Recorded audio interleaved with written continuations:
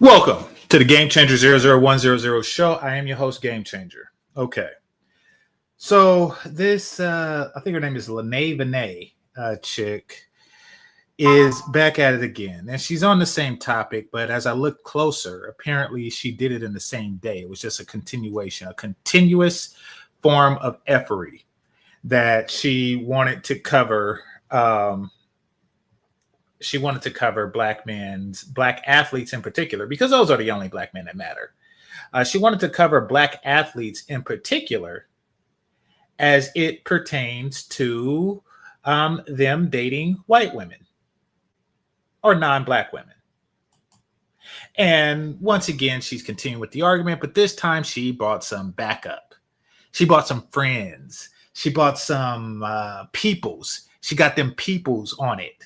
Some people need to do something about this because she feels so passionate about it. Now, I'm going to give you a spoiler before I cover what I'm about to cover. And the spoiler is the solution of being a better woman will not come up. This is not a conversation about how can we as black women be better for our men. That's never the conversation. It's always something like I'm going to stab them back or something, or I'm going to steal them back, or I'm going to leverage the box. Nothing. They never come with I am going to offer them a better deal, because at the root of their femininity reads not to compete with other women for men. And as long as that is at the core of their seduction techniques, mating techniques, whatever you want to call it, as long as that's at the core, you'll always lose. And I know your manipulation tactics may have, bought you time, but eventually you're going to lose, especially as men become more informed. Now, they're going to try to seek out ill-informed men, but really, ill-informed men have certain side effects. One of those side effects is poverty, to be quite frank. The wealthier you become, the larger your network, the greater your travel experience becomes, and your perception is broader. And then the whole chicken and egg thing, people with broader perceptions tend to have more to bring to corporations, companies, or really just, businesses if they wanted to do their own business. Like if you wanted to open up a car dealership. So yeah, I mean, if you learn people, you have a broad perspective of people, and you know how to sell them cars. People with limited perspective tend to be limited in other ways as well. Unfortunate for them, but it's a very true thing. So they're not really attracted to those guys, the guys that they groomed for them. And that's why so many of them find themselves single. On one hand, you have guys with limited perspective that they are not really feeling like that unless you just so happen to be God-faced. And then you have the other ones with, extraordinary perspective that they have to compete for, and they refuse to do that. Hit the like button, please. Hit that like button, please. Greatly appreciate you. So I'm going to play like a bit. In fact, I'm going to play it at double speed because I'm going to give a recap of what I covered earlier. And this is where she's talking about the blue-eyed girlfriend draft. Now, I want to be clear that this whole it comes down to beauty thing shows how much, one, they're not listening, and two, they're actually projecting. It's not us that think that the blonde-haired, blue-eyed woman is beautiful simply for having blonde hair or blue eyes. It's them. They're the ones who look at these type of women and feel aesthetically inferior. And they project it onto us. All right, but let's get into it. Let me just, didn't mean to do that. So I'm going to change the playback speed for a second. 175, and let me share the screen. Fair use, people. Fair use.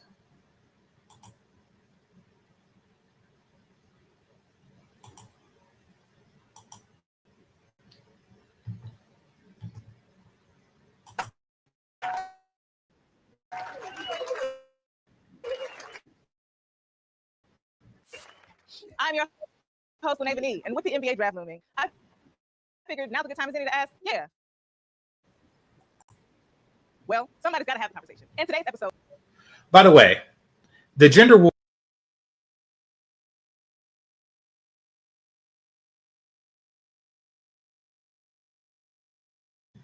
Okay, I'm back. The gender war is only a waste of time when men do it. If you ask women like this. I mean, because basically she's gearing up. She's gearing up for a gender war by bringing up this topic that's been played over and over and over again by Black women, you know, since before I was born. Well, maybe before I was born, but definitely when I was a kid. They've been playing this over and over again. There aren't enough good Black men, but I love, ain't nothing like turning down a rich papa nigger. And then remember yesterday's video where the woman says, he's like, you look like you get approached 5 times a day. Yeah, I do. There are no Black men out there. There are no Black men out there. But you get approached 5 times a day. You shoot down 5 a day. It's like a homeless person saying there's no jobs and people are literally offering him a job every day. There was a meme I seen before memes were memes, before memes were a thing. And before the internet was much of a thing. I seen this and I thought it was funny where a guy was holding a "will work for food" sign.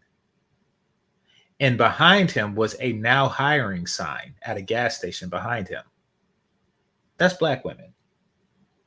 Oh, I want a man. I just need a man. I just need a man. Hey, baby, can I get your number? Not with them shoes. Or you'll hear the pop the balloon sound.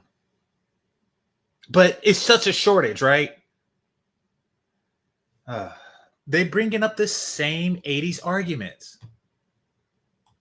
Get ready to lock in with the dream team right here today on the People's Brief. These starting players and I are tackling a big one, and I have the pleasure of introducing our first round draft picks for tonight's conversation. Pick number 1 is no stranger to the sports world. A former collegiate D1 basketball star herself, turned storied sports journalist and TV producer for Essence's Black Women in Sports. She's the one and only. Pick number 2 certainly ain't nobody to play with. Ready to go toe-to-toe on any topic on his famed and notorious Grits and Eds podcast. Let's get ready to shake the table with he who shall hold them accountable, Deontay Kyle.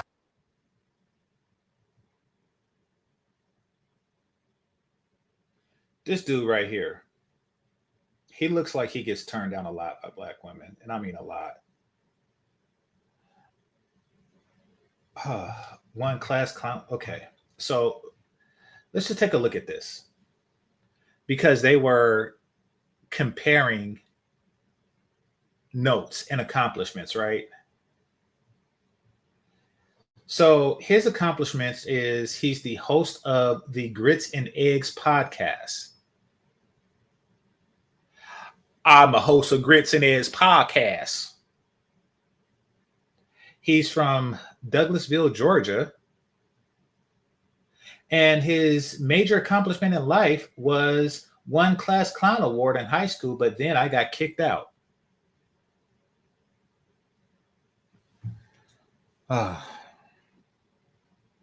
This is what she decided to pick to represent masculinity. Host of the Grits and Eggs podcast. Okay. Let's see. Let's just go back to the woman's stats. Journalist, producer, hometown Chicago, Illinois. Fun facts, wanted to become a DJ. Okay, so it's not much different. I will say this, but I seen on A2V, I think is the name of the channel, where she's actually a WNBA professional athlete. That's what I've seen or heard. But hey, he got kicked out of high school for clowning around. They literally brought on a clown. Okay.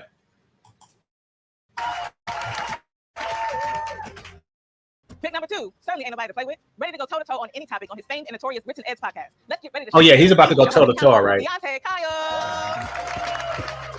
And last but certainly never least, the last thing don't need no introduction because it's me. Multi-hyphenate talent and your most gracious and humble host. You know, it's your girl, the Navy Nee. Yeah. So let's get into it. Without further ado, your TPB draft 2025. I did all that. That was good. Yeah. Now, this is the TPB draft, but the conversation can't be all about the men, because after all, the draft night is a big night for the women involved too. The coaches are looking for their best shooter, and so are we. Let me set the scene. Since there has been a fine 6'something man willing to shoot, dribble, pass, steal, or kick a ball, there's always been a line of women behind him ready to cash that check. Yeah. And I mean cash is in cashing on their love for that man. But what we've seen over the years is that these successful black athletes have a certain affinity for blonde hair and blue eyes that we often criticize for various understandable reasons. However, and I won't say I'm going to play devil's advocate because the enemy can't get a damn thing from me. But I will say that there are some nuances that might add some context to the conversation around successful black athletes dating white women. With that being said, welcome to our own draft, ladies, the 2025 BEG draft. That's right, the blue-eyed girlfriend draft, consisting of generic black athlete and all the women fighting to become his blue-eyed girlfriend. And though not blue-eyed themselves, black women actually participate in this draft as well, whether they know it or not. So let's break down some of the factors that lead our future sports stars right on into their Caucasian happily ever after. So here we have them, ladies, bright-eyed and bushy-tailed, coming in all colors, shapes, and sizes. But for the purposes of this argument, let's zero in on the black ones and the white ones. These young women come into college, and as tradition would have it, the men swarm. But what is it that takes a girl from dating the cafeteria dish boy to dating the most promising recruit of the season? Let's find out. First of all, black women are the most educated racial gender group in terms of college degree attainment. They hold a larger share of bachelor's degrees. Oh gosh. This has already been debunked ridiculously, but they keep bringing it up as if anybody cares. We hold the most degrees. We hold the most degrees. We hold the most degrees. No one cares. Unless your degree is in sucking my penis. I really don't care. I can't stress that enough. Wow, y'all hold the most social work degrees. Thank you. We need another fat parole officer.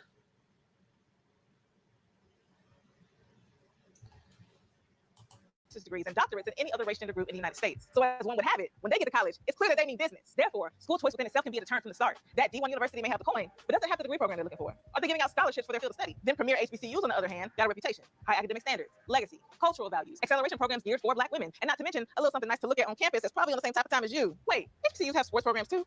Are they good ones?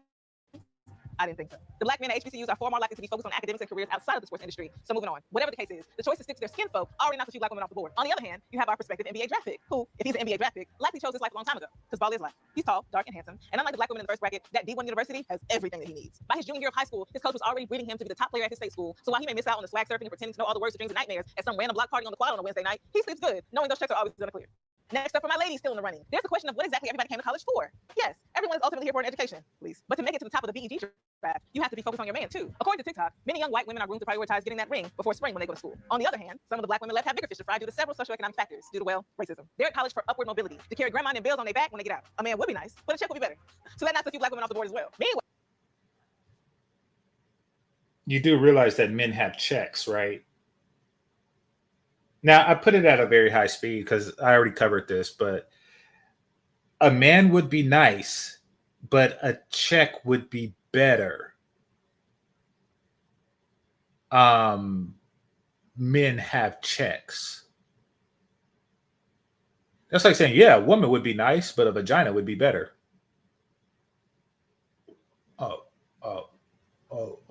Okay. So basically, even according to you, black women are eliminating themselves from their own stupidity. And then you graduate college and don't get a check because you're stupid. Or maybe I'm wrong. I mean, are you the highest earning gender ethnic group there is? Oh, you're not. You're below black men in that regard. And Latin men and Latin women. And white men and white women and Asian men and Asian women. So you put a check before a man and you didn't get the check because you're stupid. The reason why they win the athlete is because they're not stupid. Wow, I see our star athlete is cruising right along because for him, he's already accepted the fact that he's going to be carrying his family on his back. He was conditioned into that mindset long ago, except for he's a man, so that's okay. So unlike the black women who may be stressed and fresh trying to make a bag and bring it back home, he's been getting called the man nonstop since he even got recruited.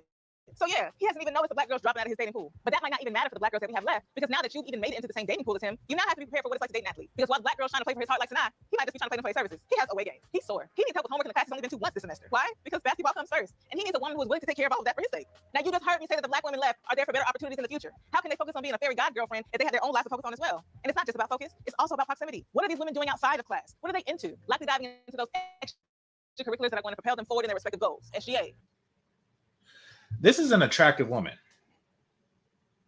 And she knows that she's an attractive woman.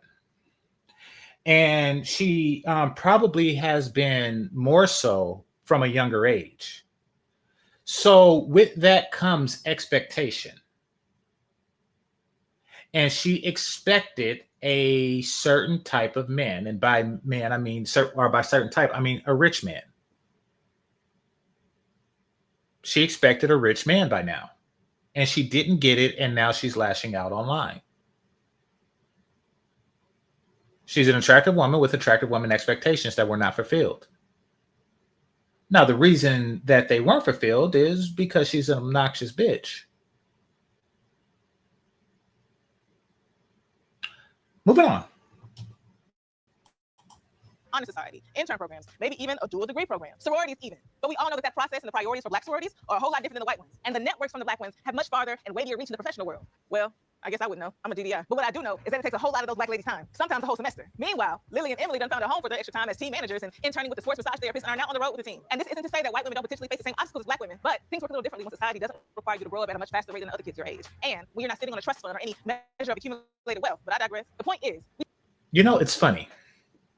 And I didn't bring this up last time I covered this. But most black men that I know of, or excuse me, most black athletes that I know of, are also part of a fraternity. Not only that, they're part of black fraternities. Now, mind you, for those of you who are new here, subscribe. And if you're new here, you probably don't know this, but I am a nerd. Meaning that I don't follow sports like that. So I know very few black athletes.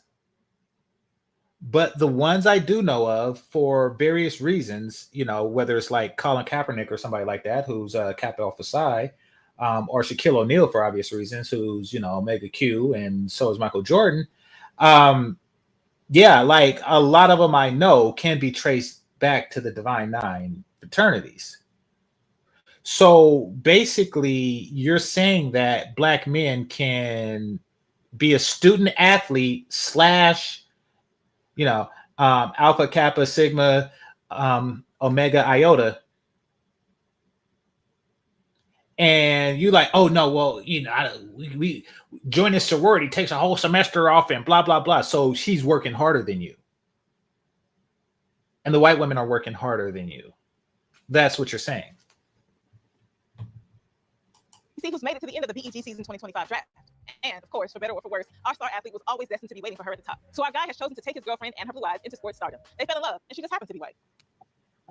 And that's your prerogative, king, or generic black athlete. But the only thing I'll give you is that the circumstances play just as important a role here as do your preferences. On top of whiteness being the standard for beauty and the misogynoir that paints black women as undesirable, there are real, damaging implications behind black athletes who actively seek out anything but a black woman and are vocal about that. Because the average Joes who will never have the chance that your type of talent, stardom, or proximity to whiteness will do their best to emulate your success in any way they can, even if it's just having a white woman, and punching down on black women in the process because they have no other real way to verbalize their choice other than the fact that they want to be just like you. Now, will this new couple survive once our star athlete finally makes it into the big league? Will he be tokenized and fetishized to the point of no return? Will he use his proximity to whiteness to try to get him out of trouble over and over again when the police come knocking? Who knows? I mean, we absolutely do know, but for the sake of the bid, who knows?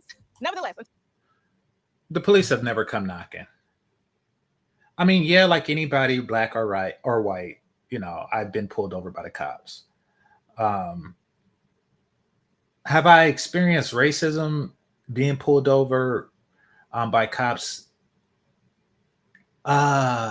If so, I don't remember.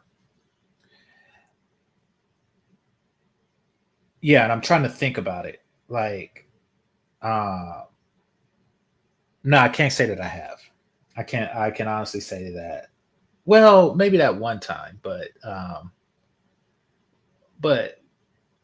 that was like petty. And I don't know what was going on in his mind. But Nevertheless, it's not that big a deal that it would affect my entire mating practices. You see, what they try to do is what they did in the past, in the 50s, 60s, et cetera, in the Jim Crow era. And that is they tried to use fear of whiteness as their bond to each other. Like, oh no, we're part of the same struggle. We're part of the same struggle. It's like, listen, I am a 6 foot infinity, tall, handsome athlete that's rich. What struggle are you talking about? I get paid to play. And this isn't me downputting what they do, because if you're the top 0.001% of any field, you're going to get paid. Even if you are like the top janitor, the top 0.001% janitor is out there getting paid. So this isn't that. This isn't me thumping on you and saying that you don't deserve it, because you do. But I am saying that it is a position that many would love to be in, and you are not oppressed in comparison to others.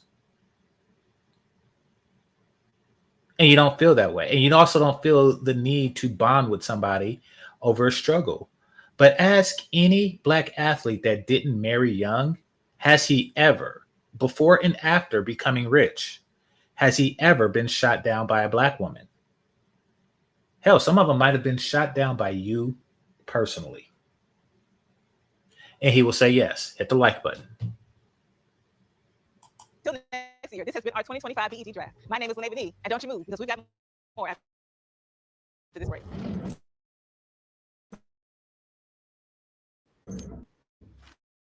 Well, y'all, thank you so much for coming to the show. Absolutely. I'm so Okay, so that was my quick recap. Just like give me a lay of the land. I guess maybe not. What's your introduction? Mine is frustration, Okay. because I think the conversation needs to go in a different direction. Okay. I think we're lacking the communicative skills to be able to even have a conversation that's edifying, that gets us to the other side of being. The communicative skills that's edifying, that gets us to shut your ass up. So now she's going to put on her white girl voice, but let's go with this. Frustrated.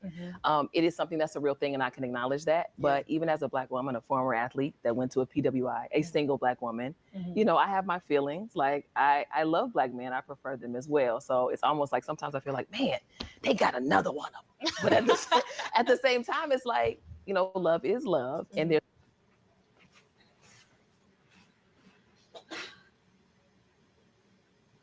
You don't love Black men. I hate it. I truly hate it when Black women say that. Or I should say, I hate it when single Black women say that. I love Black men. How many Black men? You're 39. You've been an adult for 21 years. If you had a child, if you started at 18 and got married to a Black man,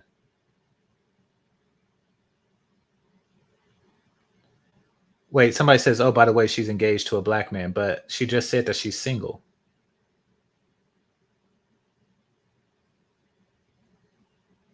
Anyway, if you loved Black men, you would have gotten one and treated him correctly. If you love Black men, you would have gotten one and treated him correctly by now. Each and every single time you are a single woman and you reject a Black man, it means that you love being single more than you love that Black man.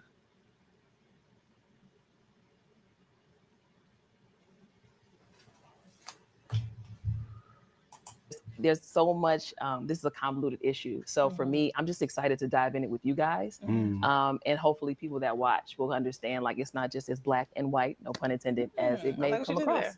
And before we get to talking about more about preference and I guess what we find appealing or attractive, I want to speak a little bit to what you said about these people don't really understand me and I don't understand them. I think for me specifically, when I think about my choice and who I want to end up with, I want to be with somebody I don't got to explain nothing. When I tell need my you, plight and understood, unfortunately, for sure. no offense, Deontay, I'm gonna have to explain certain things to a man. that's That's something you're not gonna get.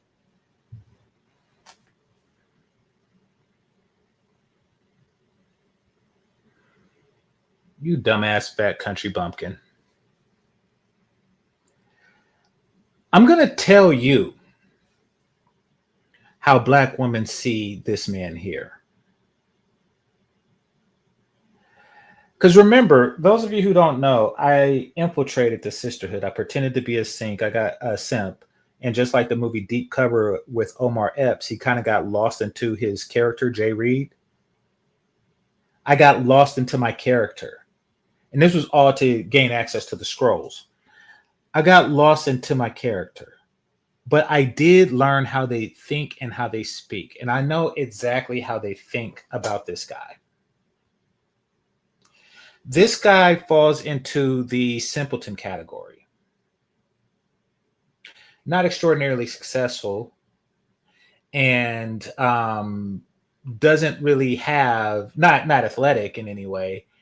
He doesn't excel in any way, shape, or form that women like.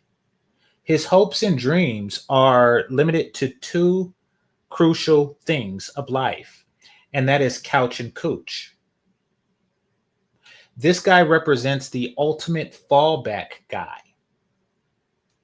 meaning that after the athletes and the business owners and the wealthy mans or the god-faced dudes or the guys who have six packs in their 40s, if all else fail, oh, and let's not forget just a white guy of any type.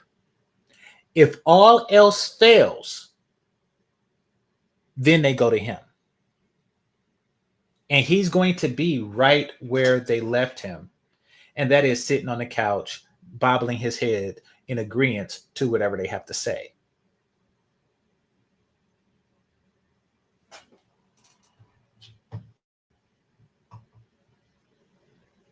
But a white one? To think about how low they value him. He's sitting between two women, at least one of whom have a collarbone. And he's not going to smash either of them. Both single, both complaining about lack of access to qualified black men. Neither of them are going to put lips to penis. Not his. He's going to go home jacking off thinking about both of them. That's how little they respect him.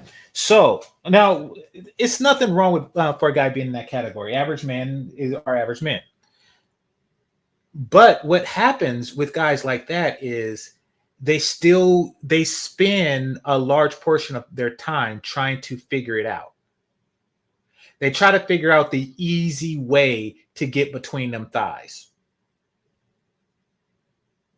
So he like, oh, well, maybe if I grow my hair out, maybe if I grow my hair longer than theirs, then they'll like me.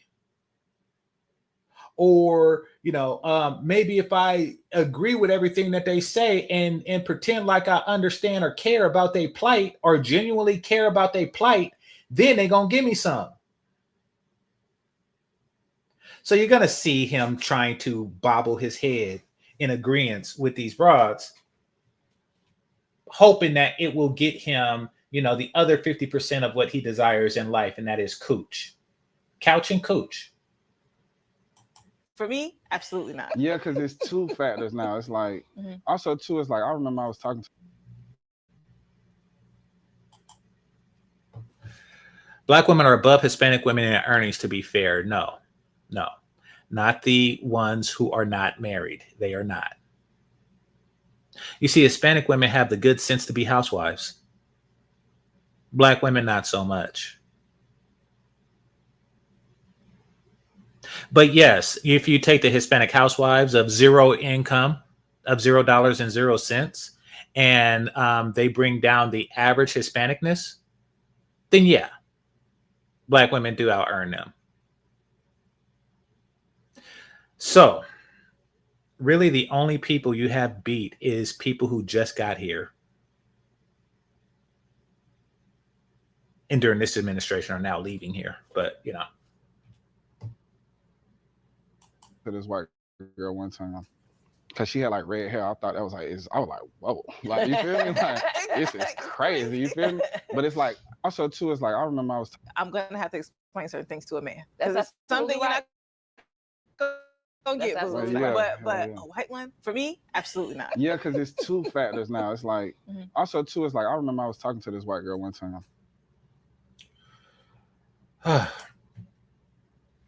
She called herself a GDI. What is a GDI? I'm going to pause to help you with that. A GDI stands for goddamn individual. It's a person that's not a part of a fraternity or sorority. Get it? I'm a GDI. Cause she had like red hair. I thought that was like, I was like, whoa, like you feel me? Like this is crazy. You feel me?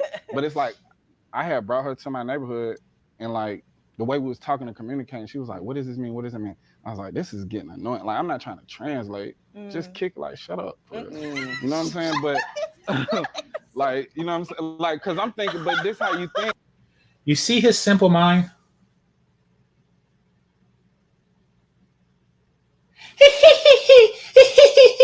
He told her to shut up. Yeah, so now that she's not sucking my dick, you mind taking oh no. You're stupid. You are a damn I was born with big gums type stupid ass nigger. You're stupid.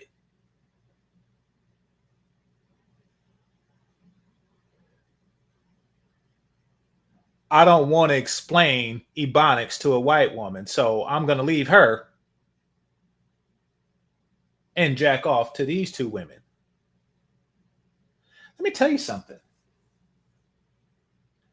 Shooting down white women do not guarantee you a black woman. It doesn't. It does not guarantee you a black woman. It just guarantees that you won't be with that white woman that you shot down. Don't be stupid, fellas. Don't be like this, dude. And they're laughing because, first of all, it's not funny. I was class clown. And the funniest joke you came up with was, I told her to kick rocks. You are a lifetime of stupid choices. And people laughing while you make stupid choices. I was voted class clown and then they kicked me out. And everybody that you was making laugh in class was laughing as your ass was a college or high school dropout. You're stupid. I told her to kick rocks. And look at these women. They are just to the laughing. They are to the laughing.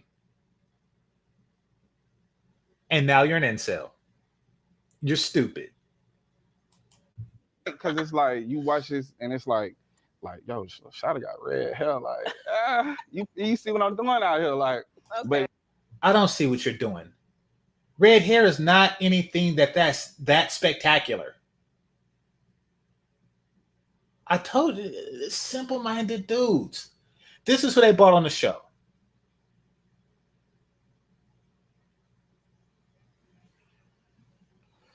Shorty got red hair, but I had to explain to her what shorty means, so I told her to kick rocks.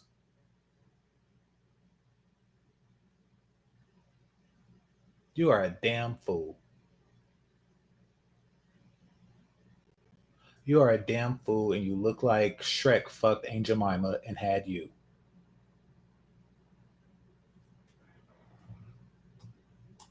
the translation part, it was just like, oh, I really don't get these people. And then when I went to her house, it was like,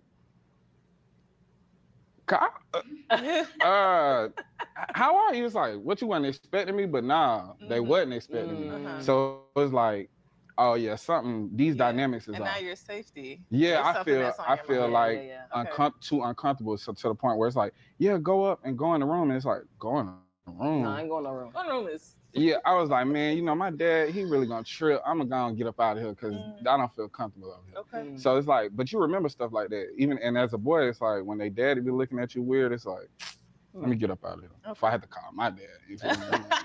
We don't want your dad to show up. Oh, God. Okay, and what about you, Sheree? This is a tough one, guys, because Lene, I'm with you on that. Okay. As a Black woman, I don't believe wholeheartedly that any man other than a black man can truly connect with me in the way that you Connect is the described. word. Right. Yeah. On the other side of it, Yeah. Let's get to the I other have side. to also own the fact Let's get to the other side.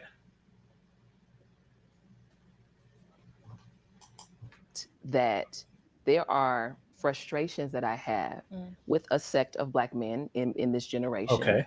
when it comes to partnering, when it comes to potentially being a husband or even a viable boyfriend. That has now put me in a position where, even though I really don't want to be open to dating men outside my race, I don't want to do it. Let me And be we're gonna very get clear. there. It's not what I want, It makes Gonna get sense, there. but it's something that at almost 30.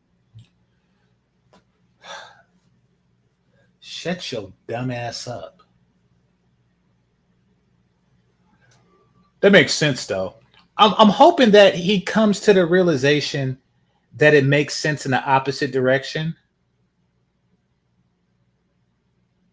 because you are single and you got rid of that redhead and you're still single.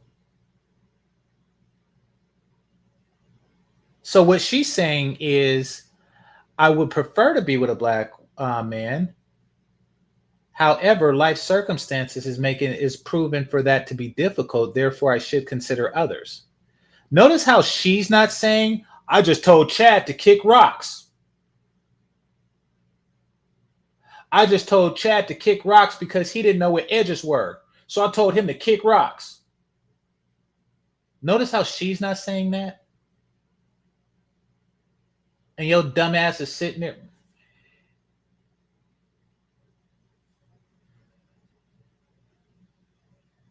Oh, damn it. I grabbed an apple. I grabbed like a half an apple, thinking it was my mouse. I was okay. 39 years old, still desiring a family in that life, I may have to be open to. Yeah. So I haven't had any experiences necessarily. You 39 years old? Well, I'm still desiring a family. With what eggs? It's July. You still out looking for Easter eggs. What in...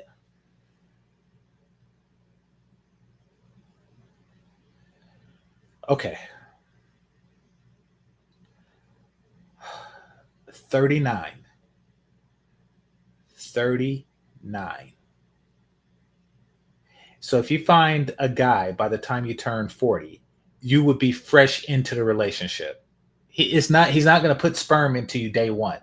He's not going to start sperming you day one.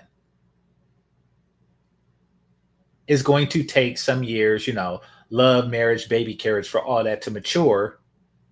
And then by that time, you may ink out like, one kid that's born from the least fresh egg you've had your entire life. Necessarily with being in the proximity that you mentioned with white males when it comes to dating. Now, I will say, growing up, my cousin used to always, tease me that I would end up with a white man, and it would make me so mad. It would really upset me. Like, why would you say that? Like, am I not good enough to be with a black man? But that, outside of that comment, no. You've rejected more black men than black men have rejected you. You've rejected more black men than black men have rejected you. You have rejected more black men than black men have rejected you. Get it? Got it? Good. We don't have an issue with what you like. Right? We don't. I don't. One of our issues, particularly for straight black women, is that there's not a lot of y'all to choose from. I almost ran up. I hate to say it, I hope it don't sound ridiculous, but the numbers quite literally don't lie. Right. And then the way things are also set up, black women being one of the most educated groups, it is. Oh, notice how she threw that in there? One of the most. One of the most. Okay. The numbers don't add up. It's like 49-51 as far as the black male to female ratio. And that's because black women live longer. So even the discrepancy really consists of women who are like, 84 and their counterpart died at 78. That's where the true gap comes in. So yes, there are a lot more 80-something-year-old women than there are 80-something-year-old men. But, like day to day, it's the same. Y'all getting hit on 5 times a day, and y'all shooting down dudes 5 times a day, talking about the numbers aren't there. And only dumbass niggers like this actually fall for that.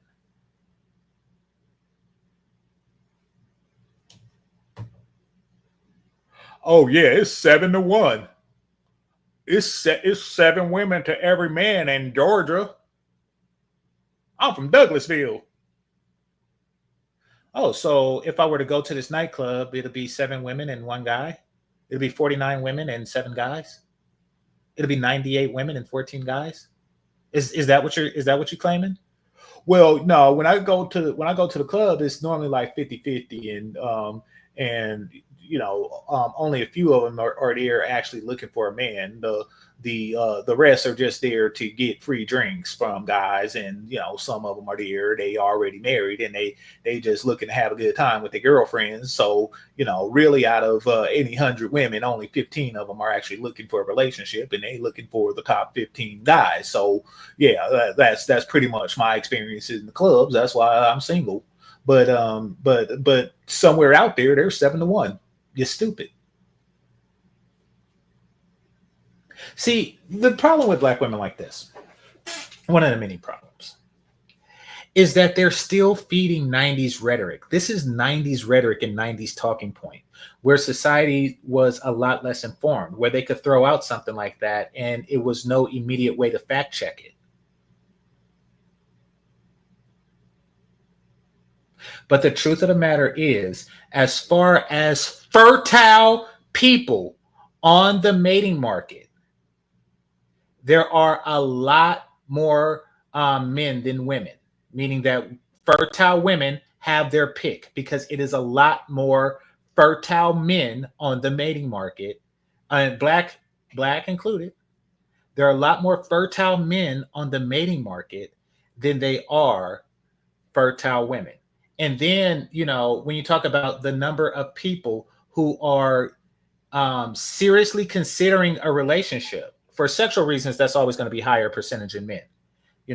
We're talking ridiculously, meaning that a fertile man meets a fertile woman, chances are he is going to be more eager to take her home than she is eager to go home with him.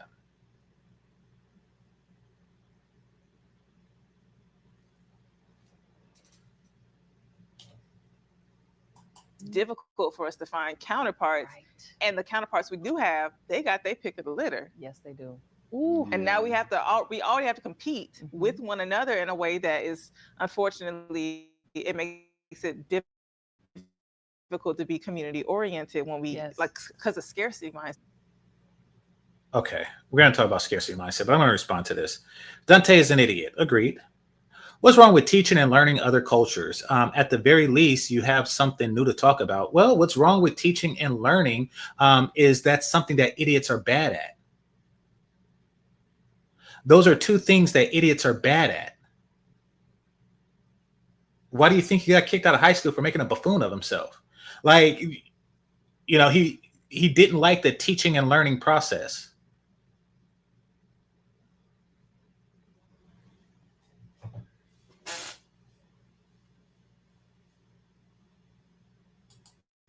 But then when we see you turning the other way and you do it because, and your answer is always because, and I'm not talking about everybody, but for those of you who say your answer is because you dislike this, that, and the other about black women, it just opens up the whole conversation about beauty standards and privilege. And even you mentioned the white hair, these things that feel exotic. Have you had any personal experiences in either way? Because you're attracted to women, and you being a woman yourself, where you felt like that has influenced your choices, or you could see its influence on the choices of people around you? You know what?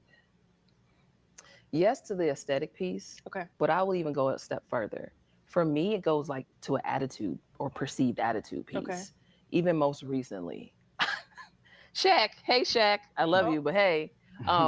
So I did. No, I love Shaq, but he's part of my story. Okay. So I was doing a segment on the Shade Room, and I was smiling but very much confident in what I was saying, talking like I'm talking to you all. And Shaq is watching. It's like a live stream on YouTube, and he's like, "She's so pretty, but she's so mean." Aww. And I was like, "Shaq, I'm not mean. Why would you say that?"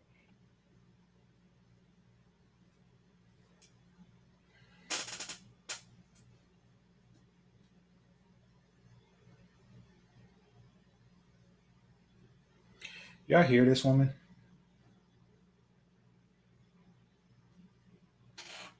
Y'all hear this woman, right?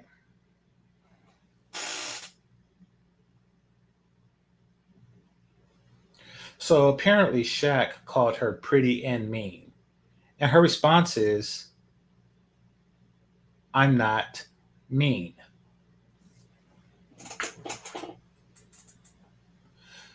Notice how she just completely disregarded the compliment.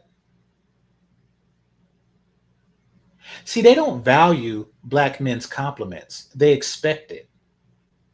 It don't mean anything to them. A black man, a famous, rich black athlete, just called you beautiful, and you will still go on shows like this saying black men think that, blonde hair and blue eyes is beautiful. They go after exotic futures. He just called you pretty. And you're like, I'm not mean. You need to shut the fuck up and listen.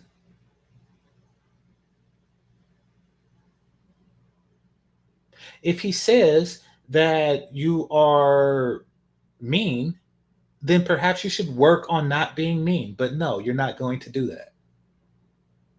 You're gonna just repackage the meanness. That's what you're gonna do.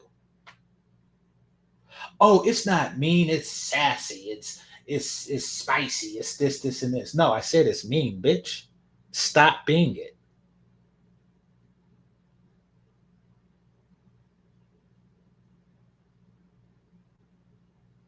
You want black athletes to want you,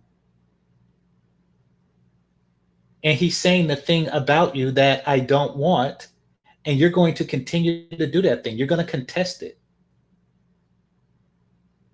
It's not your place to argue with Shaq. And I think there's something about black women who are confident and solid in who they are that sometimes can be perceived. Told you, repackage. I'm not mean, I'm confident and solid.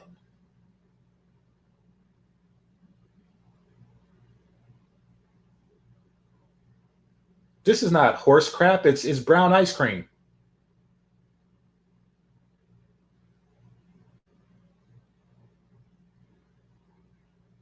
I'm not a midget, I'm height deficient. I'm not broke, I'm anti-rich.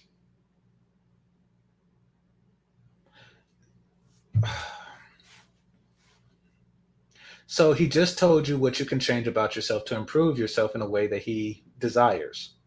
He and others like himself desire. And you just say, oh no, it's his fault for not wanting what I am giving him. That's why y'all stay losing. As we're angry or we have an attitude or we're boisterous when we simply just believe in what we're saying and we are not. Everybody believe in what they're saying, they say it. You have an attitude because you have a fucking attitude. We naturally emote differently than other races of women anyway. Right. So yeah. Oh, it's just different than how everybody else do it because it's mean. And nobody else is mean. For me, it's been more of that. I'm taller, so I kind of have a presence about me with that. The aesthetic piece, I haven't gotten to that point yet, to be honest with you. I haven't gotten to that point of insecurity yet because I'm still. Why would you get to that point of insecurity when Shaquille O'Neal just called you pretty? Dealing with what I just talked to you about. You don't need to get there. I don't want to get there, but I do think sometimes just the confidence, the assertiveness, it can be a little off-putting, intimidating. Yeah. So I think that's the intimidation piece is what I've dealt with. Heard that, and I'm gonna let you answer, but I've even. Okay, basically you're saying that people don't like your personality, and you refuse to do anything about that. Heard that specifically in the whole comparison piece, white women being softer or more valuable or amicable or amenable to particularly black men leading. But this dude looks like he's sitting there trying to process big words. Also, to my point earlier, it's not a whole lot of y'all left. And, not. and in the y'all that's left, It's not. how many y'all that can leave? Look. She's touching his hand. Holy crap. This dude is being completely manipulated. They're laughing at the jokes, touching the hands and stuff like that. You're not going to fuck either of them. You're not. They're endearing themselves to you because that's the most femininity and attention you're going to get. And they're doing it to get you in simp mode. They're using you to talk in a way. They're basically doing that so you can continue to say what they want to hear on the show.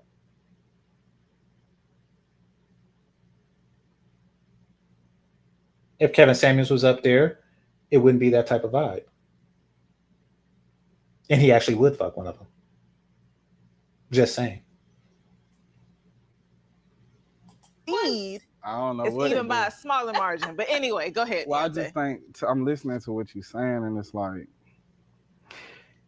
all these attributes that black women have that people want to kind of rein in. If you was Latina, sexy. So it's like, all right. He said something stupid that I'm going to break down. I actually had this prepared. So what I did was I did a Google image search. A Google image search on the word spicy Latina. Excuse me, on the words spicy Latina. And let's just see what pops up.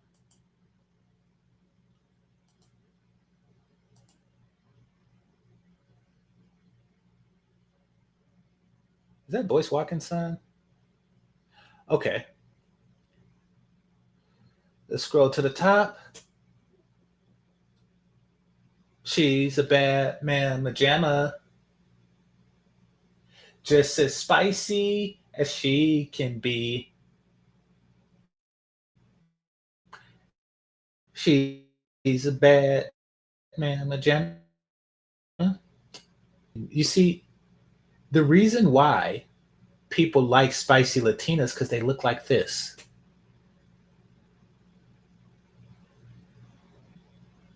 I'm going to repeat that. The reason why people like spicy Latinas is because they look like this. And this isn't me. This is Google. This is Google AI. When people close their eyes and you think of the word spicy Latinas, this is what comes up. This is Ice Spice, but apparently she's Afro-Latina. This is what comes up. So yes, people are tolerant of spicy when it tastes like her. And now they're just going into food and crap like that. Now, to give a fair comparison, I decided to, oh, that one's Oriental. Okay. But I decided to actually give them a better word. And that word is sassy. Like, oh no, you're not a black woman with attitude. You're just sassy. Sexy sassy. Let's see what comes up when you type in the words sex or sassy black woman. Ooh, she's sassy. She's so sassy. She's sassy. And here you have it.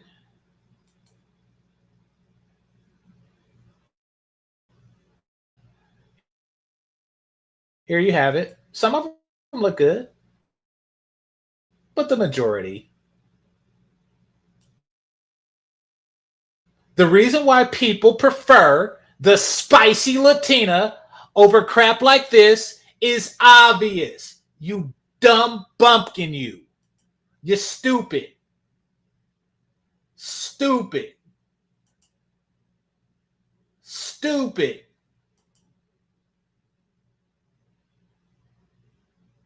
Stupid.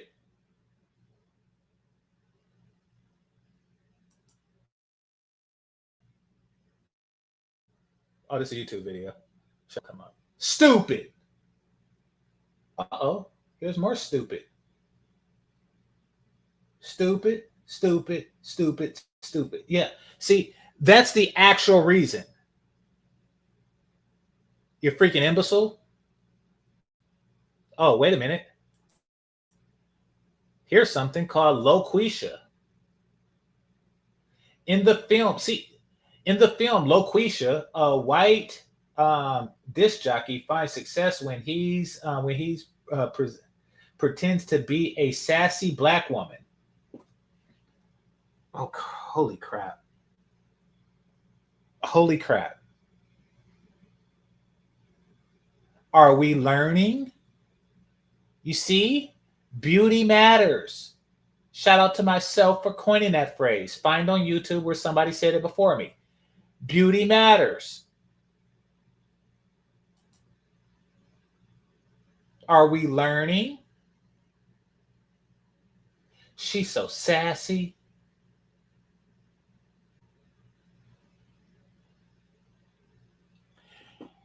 Now, in addition to beauty matters, ever notice how it's perfectly okay for women, particularly black women, to have like, it's okay when he do it, it's not okay when you do it philosophy on things? We could just start with the N word and go from there. It's okay when he says it. It's not okay when you say it. But let's keep race out of it. Let's just say how they like to call each other bitch. Hey, bitch, how you doing? Hey, nothing much, bitch. I'm just over here talking to this nigga.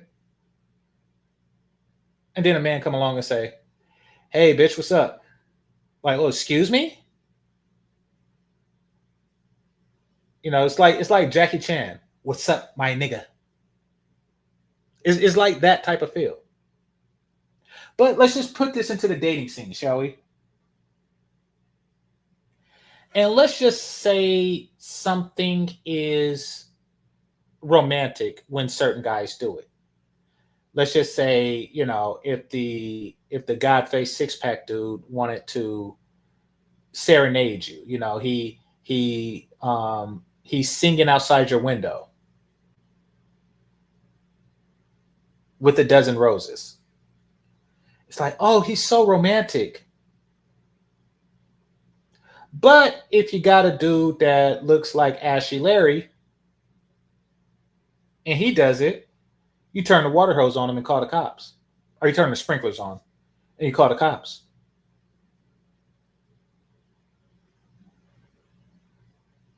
Are we learning?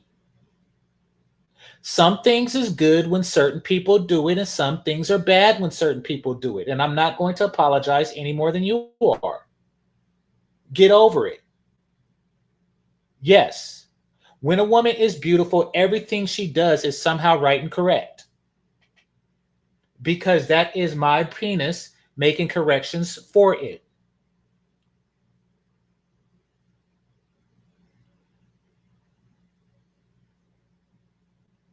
Beautiful women music is better than not so beautiful women's music. There, I said it. Everything, they get a pass on a lot, and that includes things like sassy and spicy. Now, the reason why it's a good thing when Latinas do it is because they're hotter than you. And that's the truth that he's afraid to say. And actually, he was conditioned not to even realize, because he don't really know much more than what black women teach him.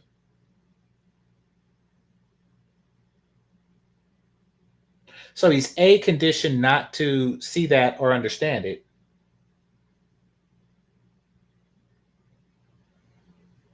And B, he's also don't have a beauty standard. Therefore, he don't really see the difference. In those pictures that I showed you between the spicy Latinas and the sassy black women, he don't even see them as different things. He just sees two things with two tits and a pussy.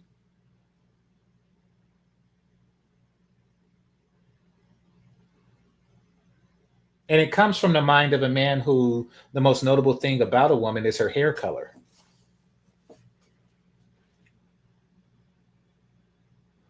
All right. Get it, got it, good. Let's move on.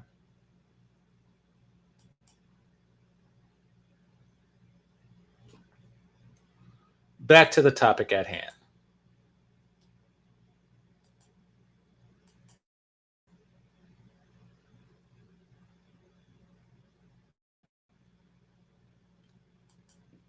Like that get hard too, and also too, it's like we get, we curate our feeds on social media to our interests. So my interest, I want to see what black folks on. So I don't know what other communities doing what they talk about, but I know when it comes to men talking about women, the only people I see publicly degraded all the time, no matter what, is black women. So it's like I said, I was hyper aware of this young though, because I'm light skinned. Both of us like, oh my God, you got such nice hair. And we'll then look at my sister and be like, and I'm like, hold on, cuz like, what's up? So I always been hyper aware because of the differences between me and my sisters. And Hypo aware means less aware. But nevertheless, man, this dude is stupid.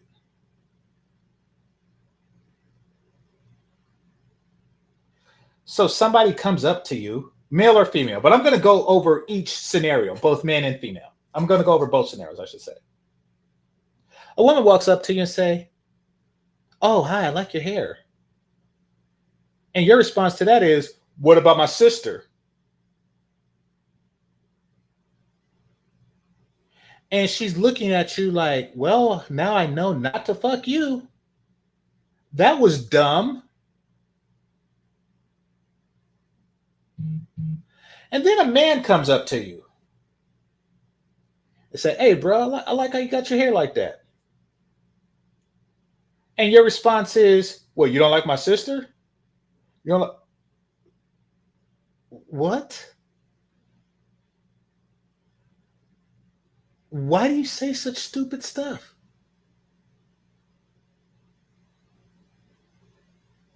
If a man is saying that, it's because he wants to replicate it, meaning like, what shop you go to, where you get lined up at, what kind of oil you use to get it that long. He's on that tip, and you're like, "Oh, but what about my sister?" And somebody brought up, yeah, like, yeah, he has 4C hair. He has the same textured hair as his sisters because he's a freaking moron. He is a fucking moron.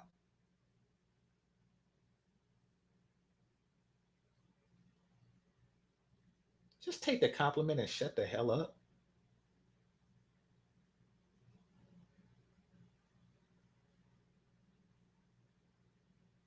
You freaking imbecile.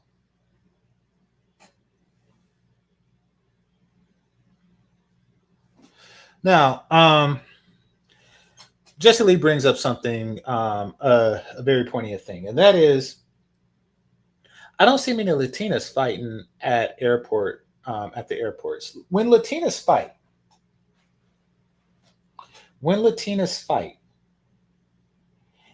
it's for the passion of their lover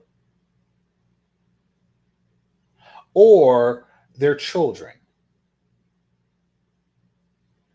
Never because I felt disrespected. And that's really the spice that turns men on. You will, because it's, first of all, it's never against the men. You don't see them fighting the men. And you don't see them saying stuff like cholos ain't shit. Or I don't need you. Or you broke ass. Beta males. You don't hear any of that coming from them. So let's start there. Sass and spice is completely different things. Let's start there. Sass is like spice gone retarded. But when they do get that way, it's passion. And that's what they really mean to say. Spice is just like a colloquialism for passion. They're passionate. and men like women who are passionate about them, even when it turns into a negative way. I remember one time I had these neighbors, and I was in an apartment. I was in a fourplex, and it was people like in and out of one of the units, and one of them was this Latino couple. They were a little bit older than me, but much younger than I am now. And one day, I don't know what kind of work he did, but I do know it was blue collar. By the way he dressed, he had one of those lime green vests on. One day, he was going to work, and I heard them arguing like early in the morning before he went to work. And she's like, "No, you're not going to work today. You're not going to work today." She was grabbed. She would not let this dude go to work. Now that happened to me too, but it was really the same thing. It is kind of like a passionate thing, and it is a bit of a turn on, but that comes with the territory for how she gonna ride it, later on. That's different than, you broke, your daddy broke, you got a little dick, even when it's big. And just, it goes completely different than a black woman just trying to fucking shatter your entire manhood. And they think they're doing the same thing as the spicy Latinas. Bitch, shut the fuck up. Y'all stupid and he's stupider.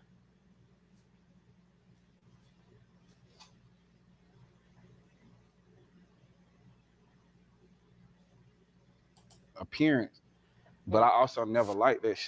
I never liked that stuff. You know what I'm saying? But because it's like they look like my mama, so like I don't understand what the problem is. Yeah. But the louder people get when it comes to black women about like you too loud, you too to do, and then when you compare it to other women, it just seemed like they were a little bit more contained and controlled. But like I said, when you start talking about Spanish women, then that attitude is sexy. Oh, yo, I had a Spanish girl. She was finna stab me. It was hot. Like, woo, woo, woo. That's crazy. It's crazy, wow. Right? Wow. But like seeing grown men act like that, I'm like, hey, brother, what we doing? Because it's like, I ain't saying you can't have other preferences. I'm saying I'm a Panthers fan. And if you ask me why I'm a Panthers fan, I ain't gonna say because I hate the Falcons. Yes. So it don't make sense. Yeah. All right, so I want to move. You don't have to say because you hate the Falcons. You could say I'm a Panthers fan because I like their offense or defense. I like this particular player and this particular player. Now, if the other teams were to say, oh, well, so you're saying that you don't like our quarterback? You're saying that you don't like our defense? That's on them. When a black athlete gets with a white woman, he's saying that he likes this white woman. It's the black women who are saying, oh, you're saying that you don't like my features? That's them. That is them. That's not us. Now, in response to their whining, many of us will say, actually, I don't.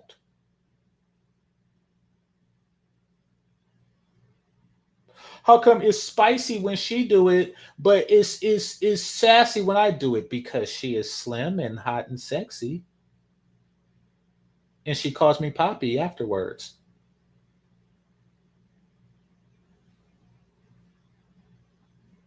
And the hair that you buy, the Brazilian Remy that you buy, grows out of her head naturally.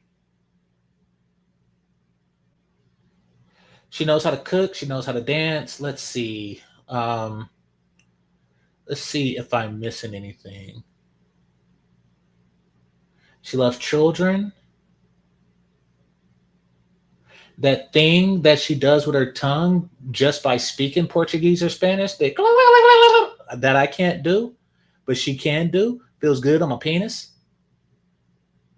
She never said anything like niggas ain't shit. She never said anything like leverage the box.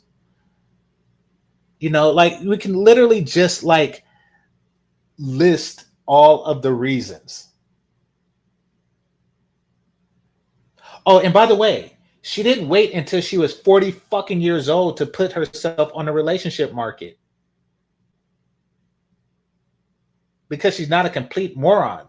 Just like an athlete shouldn't wait till he's 40 to see if he can get drafted, a woman shouldn't wait till she's 40 to go out looking for a husband.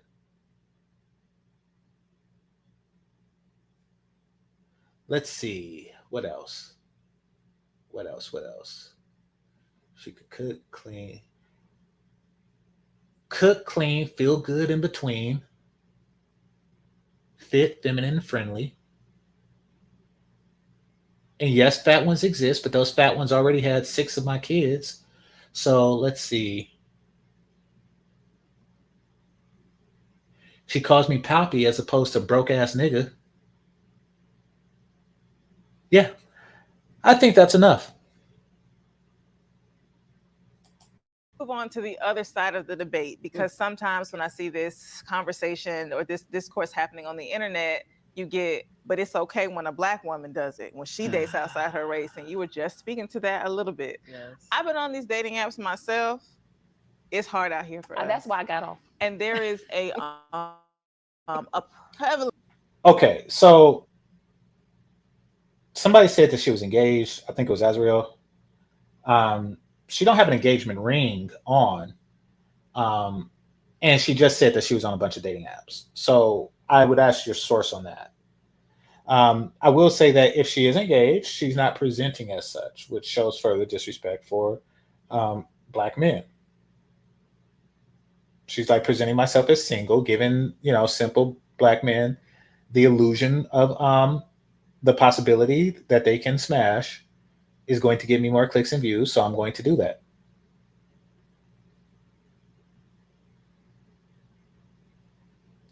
So she says, I was on the dating apps. Really?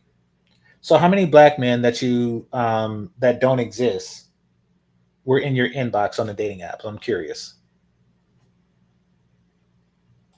Of white men on them apps. Yes. And it's not really my thing, but it also just makes it difficult for me to have more options for my dating pool. But for you guys, like, what do you think is the difference between when it's happening amongst Black women versus when it's happening amongst Black men?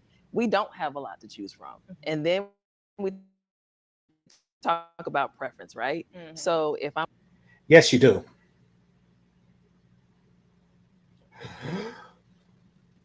Bullshit! This is some shitty bull if I have ever seen it.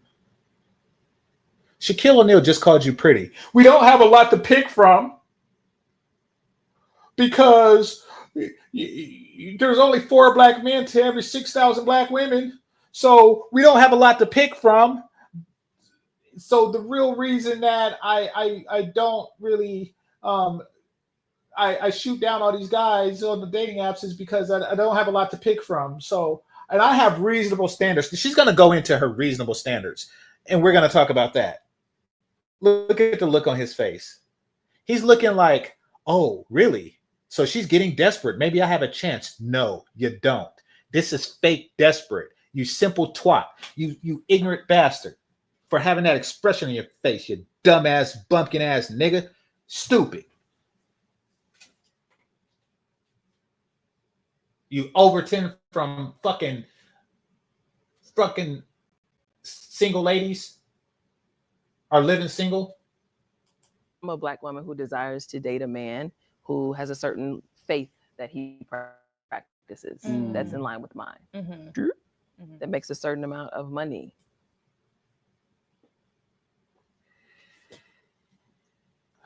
Let's just start there. Black men, if it's so few Black men, why are you eliminating them based on faith?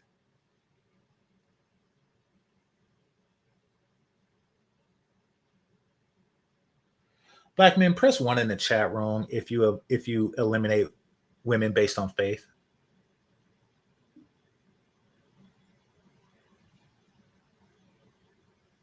Unless your faith is, unless you are of the denomination of not sucking my dick, then I really don't care.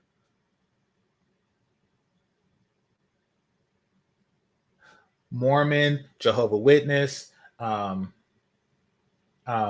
Baptist, Muslim, who in the hell What man out here is eliminating women on because of faith? So her first thing he has to have, and oh no, she's not just talking about like he has to be Protestant or something like that. No, it's got to be specific. He has to be, Southern Baptist. He has to be missionary Baptist.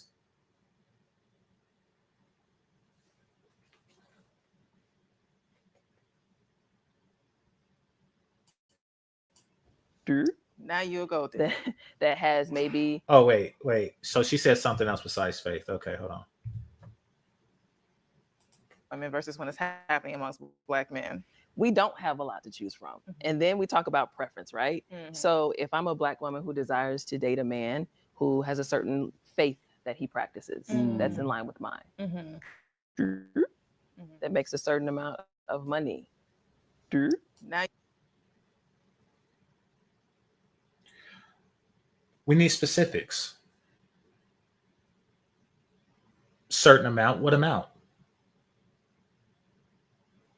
What amount?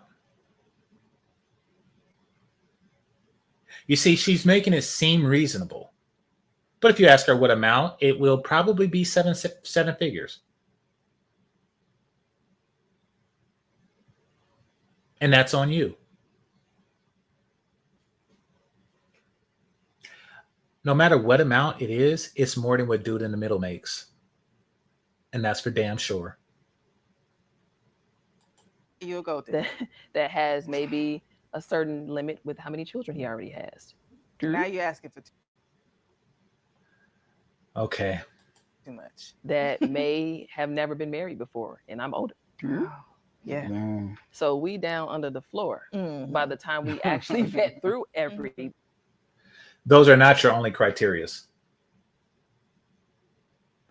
He got this stupid look on his face because he actually thinks that she has reasonable requirements that he match. He probably don't even practice the same faith, but he's willing to convert for her.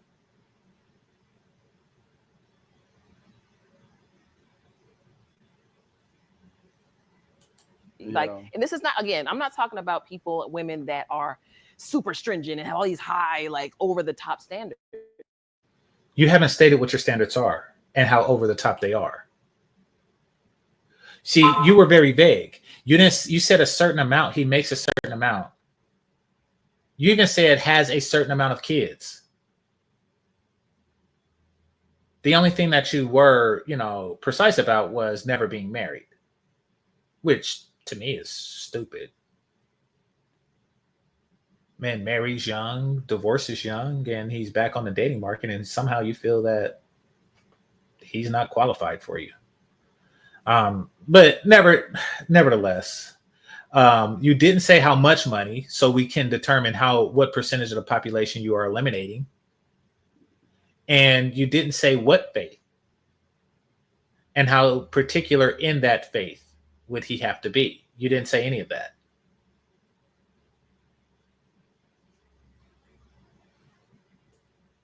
No, just basic things, right? Yeah, sometimes it's not high over the top. The bar just being held. That's what I'm saying. So we're doing this off just basic fundamental things that we would like. A man who's into his career. Some of them still. Oh, yeah. So your list is getting bigger as you speak. Trying to figure it out. No shade, but again, if you're established, if you're high achieving, and that will go for a man. Like depending, if you may have a standard where, hey, I want to date a woman who has a passion, it's something she's really passionate about, and she's career driven. She can still be a great mom. He don't want any of that shit. Well, he does, but he really don't care. He just wants 2 tits and a pussy. That's why he's bobbling his head right now. How do your passions serve him unless you have a passion for serving him?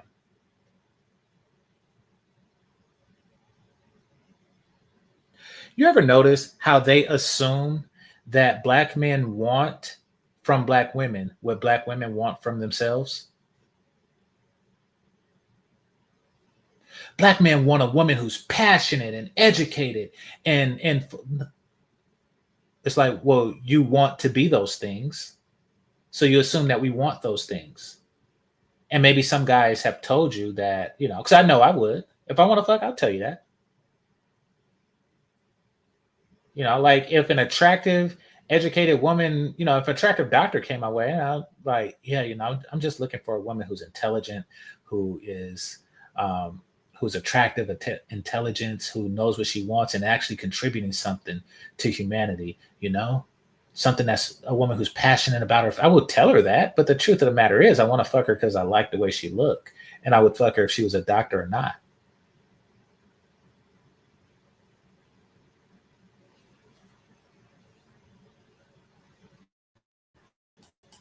But she has something for herself. You wouldn't date a woman. I don't care if a woman has something for herself. I literally, you know, I didn't fuck her, but I just got out of a chick. What was she, like 26? And she lives at home. And I hope to fuck her one day. And I don't give a damn.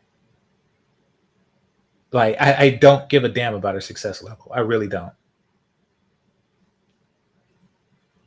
That necessarily doesn't have anything going for herself. That's real. So when the statistics already show it's not a lot of y'all around, not a lot of good solid guys around, not a lot of guys that care about themselves enough to go to a therapist or to read a book or to go to. She's talking about you. While you're sitting there agreeing, she's talking about you. First of all, she's adding to her list. I just have a few requirements, and now she's adding ridiculous crap to the list. Oh, now you have to go to a therapist. Now you have to read.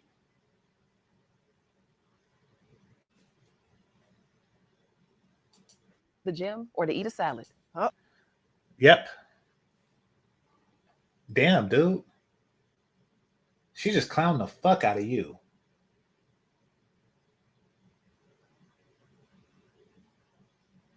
You don't go to the gym. And you don't eat salads. And you don't read books. And you don't go to therapists. You're just all fucked up. She just gave like a... So it's funny because the first 4 she listed, anybody could meet that criteria because they were so vague. Unless you are divorced. Anybody else can meet that criteria because it was very vague. But what they say when they're trying to present themselves of having reasonable standards never really pans out, you know, and they just can't help but stating their entire standards. She just said, take your fat ass to the gym, read a book, and get therapy. And you're sitting on the couch, hadn't been to the gym since the Obama administration. Talking about, oh. Like, yeah, once she started talking about reading books, your ass was sitting there like, oh, shit. He's now getting to the realization that he don't qualify.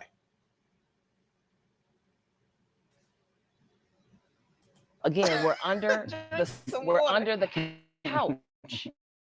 And so that's part of it. It's a numbers game.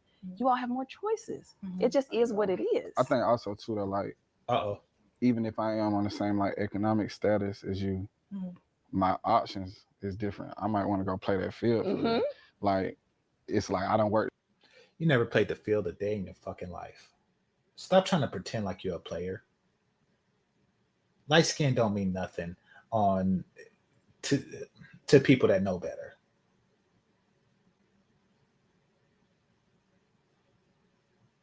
Even if I am on the same economic level as you, I might go try to play the field. The only way you could play the field is if they play with you, and they're not playing with you. Economics was just one of the things on her list. You still failing all the other shit.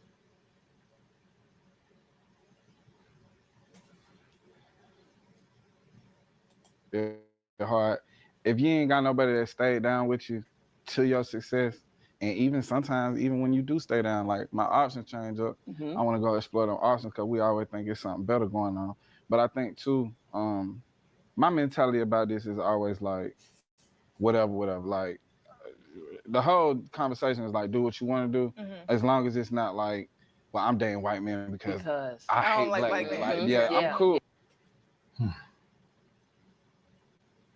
My opinion is whatever, and do what you want to do. Just don't do this. Got it. But then also too, it's just like, in like a case like Serena Williams. Serena Williams, like the only thing I ever really heard black men compliment her about was her ass. You feel me? Everything else is like she manly, she this and that. But she go get the white dude. Now the white dude look crazy. He looked crazy. You know what I'm saying? But he is a billionaire. You like, saw the swimming trunk picture, didn't you? I did. Shot look translucent. I You hear didn't me? see the swimming trunk picture. He looked translucent. It's crazy. Oh, don't say that. It's a stark contrast. Okay. What he like invested in this or something? No. I'm just playing. Serena Williams took the few options that were available to her. Okay. No matter what black women try to make it, black women and black men, no matter how they try to present it to the world, because they lie a lot, the truth of the matter is that an unattractive women have more mating options than an attractive man. An average woman has more mating options than a rich, handsome, famous man. So for them to say that Serena Williams, was behaving on lack of options, okay, that's fair. I'll give them that. Because let's face it, Serena Williams has never really presented as a beauty queen to me or anybody else who likes beauty. So I'll give that to them, that, she made a choice based on the limited options that she has. Guess who has less options than Serena Williams? Every man on the fucking planet. She literally has more mating options than Brad Pitt, or to quote Mike Tyson, the handsome Brad Pitt. She has more mating options than each and every single heterosexual man alive, which means that if lack of options is justification for jumping the fence, then every black man is justified in that way. Each and every single one of us. Get it? Got it? Good.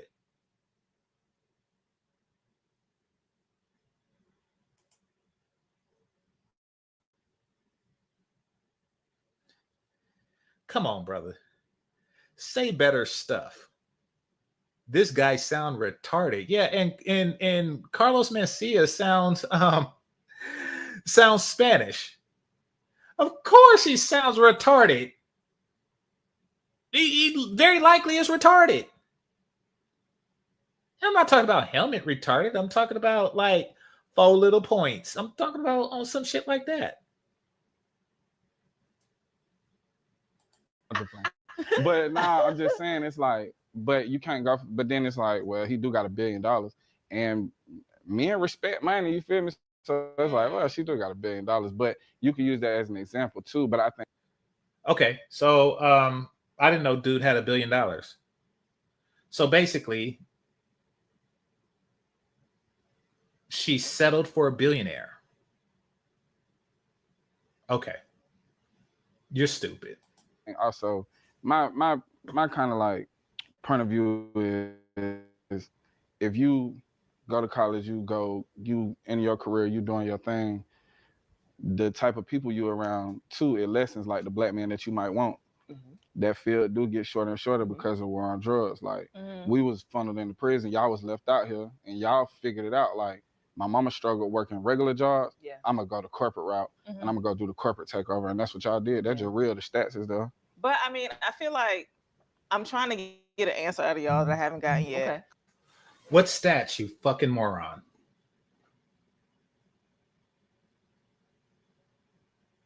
because of drug war, and your mama had regular jobs, and you know, y'all just took the corporate route, and you know, it's not just me. The stats are there. Shut the fuck up.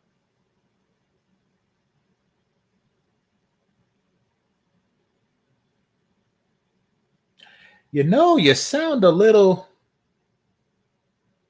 stupid.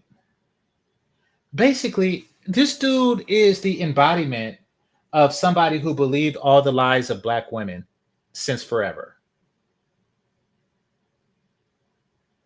Like this whole we're killing it in the game, and even though they're the second brokest people, you know, next to Mexican women who have the sense to actually marry their husbands and be housewives. Like, where are they dominating corporations except for selling other shit to black women? Or on some DEI, like they're head of the DEI department. Like, where are they dominating shit?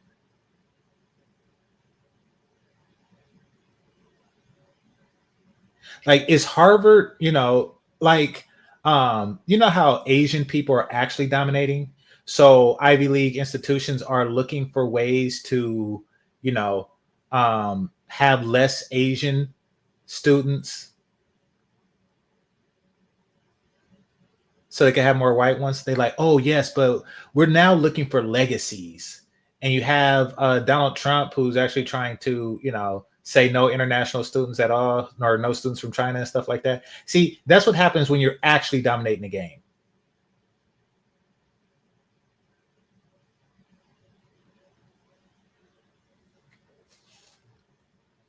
Come on.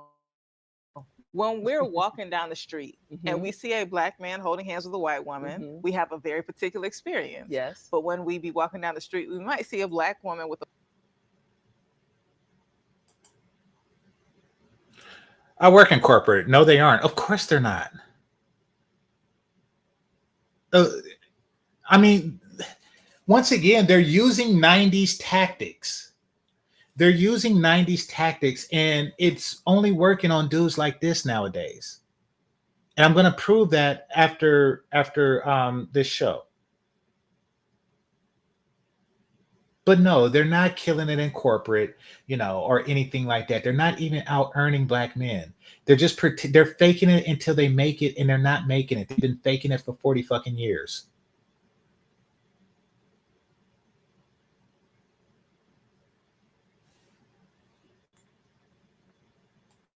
white man, we might not have that same energy. And where is that setting? I ain't gonna hold you. Sometimes the white boys be pulling some bad. I'm talking about bad. I be like, hey.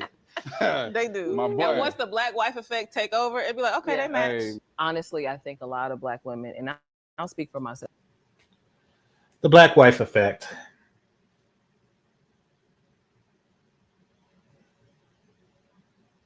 Ever notice how the black wife effect never work on black men? Ever notice that?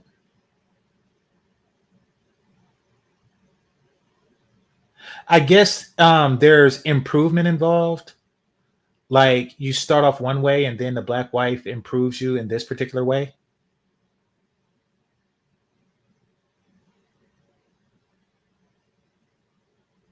You ever notice that?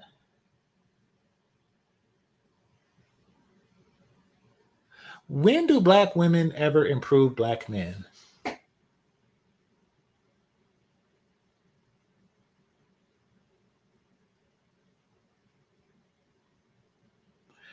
By and large, they don't. And they don't because of a particular reason. And that is black women fear that if you improve a black man, he will leave you for a white one. Then he'll move on and leave your ass for a white girl. That's their biggest fear. So they don't do that for black men for that reason. If anything, they suppress him. Because his weakened state is why he's with you in the first place. Now, it's implied that if a white man is with a black woman, then it was because he was not really, he either rejected white women to be with that black woman, which means that, you know, there's no reason to continue to compete against Becky, or Becky has already rejected him. And since the black wife effect doesn't improve white men in ways that white women desire, they could just go on and do that.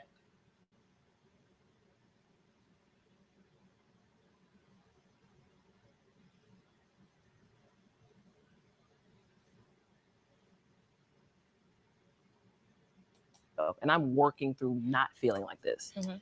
If I'm walking down the street and I see a black man with a white woman, there's a weakness in him. Ooh. Something in him is weak. I want to preface this by saying, 'cause I don't think we had. Well, maybe whatever weakness that is, she really didn't go into details. There's a weakness in him.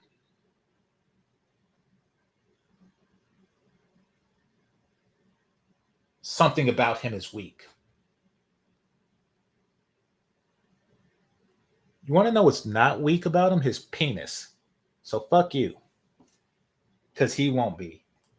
Opportunity to say it as much.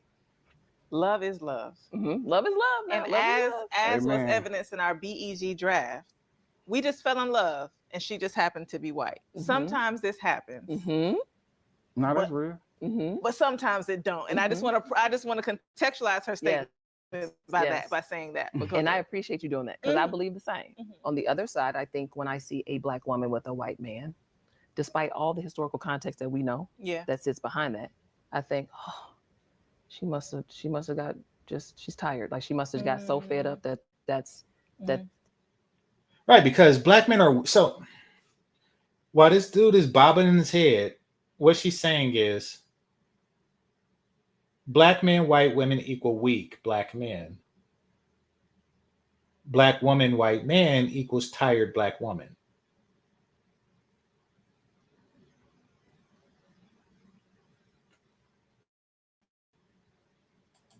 she's getting to rest now. Mm. And again, why would that be the interpretation? Yeah. Because as I mentioned earlier, for me, I don't want to date outside my race. Yeah. But it may be my only option at a certain point. So I have to be open to the only. Mm. I think there are some black women, not all, because like you said, love is love. Mhm. But there may be some black women, and they say it on social media. Girl, I tried it. Venus tried it. No, excuse me, not Venus. Serena tried it. Mhm. Serena dated several high profile black men before she finally turned the corner. Mhm. So I think we need to also understand and talk about those black women who have been making the effort. Yeah. And it's just not panning out. Mm. And so they have to say, you know what? I'm going to be open to love, like for real, Yeah. on a grander scale than what I.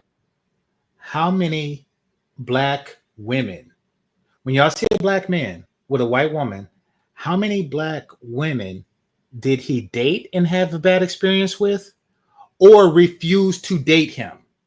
Do y'all ever ask that, or do you just call him weak? How many black women shot down Terry Crews? How many black women shot down Dave Chappelle? How many black women shot down Dennis Rodman? How many black women shot down what's his name? Childish Gambino? How many black women, including Halle Berry, shot down Wesley Snipes?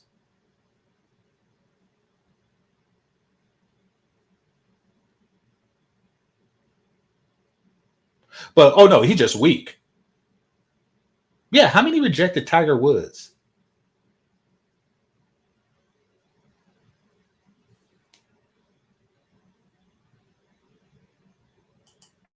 think that I want for myself. So the whole point of us having this conversation, for me, and I said at the top of the episode, I'm quite sick of the gender wars. There's far too much. Then shut the fuck up. You're fanning the flame talking about I'm sick of the gender wars. That's like Hitler, who fought in World War I, saying I'm sick of world wars.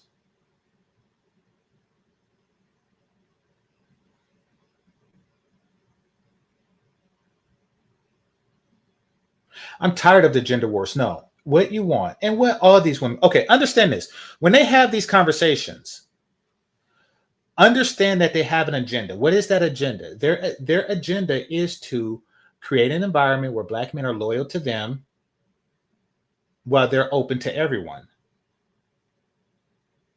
Once again, Black men, the purpose of these conversations is to create an environment where they're loyal to them and desired by all. Well, Black men are loyal to them and they're desired by all. That's it. That's all.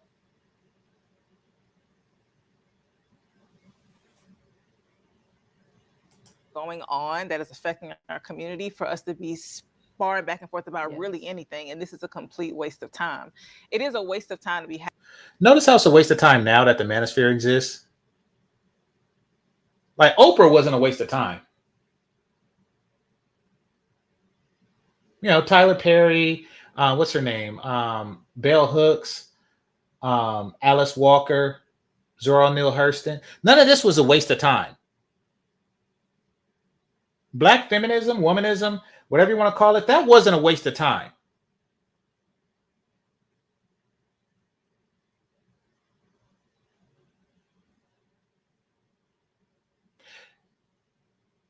You ever hit somebody back?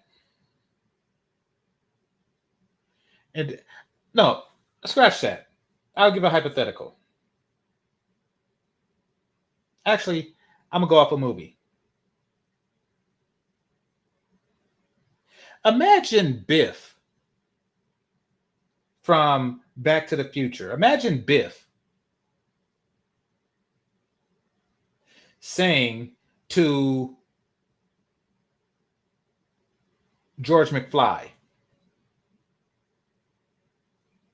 you know, we really need to stop this back and forth, and we should you know, we should find some common ground. We need to just stop with all this foolishness, and you know, we're in high school, we go to school together, you know, and yeah, we need to just stop fighting over this bitch. Imagine Biff saying that after he get the shit knocked out of him.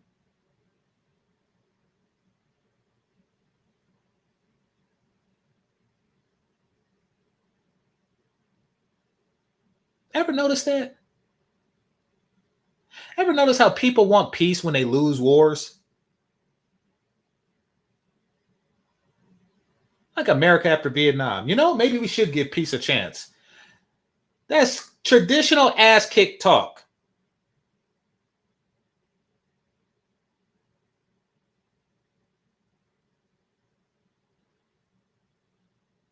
Biff saying, you know, George McFly, yeah, sorry I almost raped this chick. And, you know, we cool now, right? And then 30 years later, he's like, hey, Mr. McFly. And he's waxing the cars like, you know, make sure you got 2 coats of wax. That's you. That's you. It's like, bitch. And then the audacity of, okay, I want to end the conversation because she wants to end the conversation, but she wants to end it on this note. And that note is Black women getting with black men, white men out of necessity, because it's a shortage of black men. Now, black men don't notice the shortage because, you know, when he tries to pop at a black woman, she literally is online saying, I don't owe you a hello. But I want you to ignore that and just pretend like we live in a world where there's a shortage of black men and there's an abundance of slim black women. And we're going to end the gender war on that note. No, it doesn't work that way.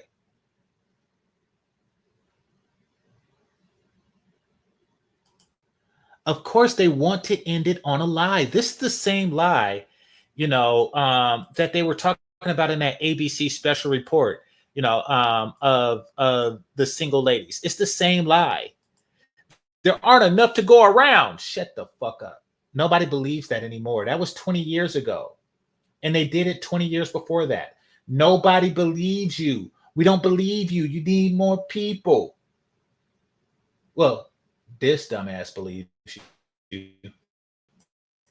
Having the conversation the way that we do online, but also there is merit to the Black women make about the disparity, the numbers that don't line up for us, on top of these ideas about preference that link to all these beauty politics. How from the beginning of time here in America, Black women were pushed to the bottom in terms of desirability.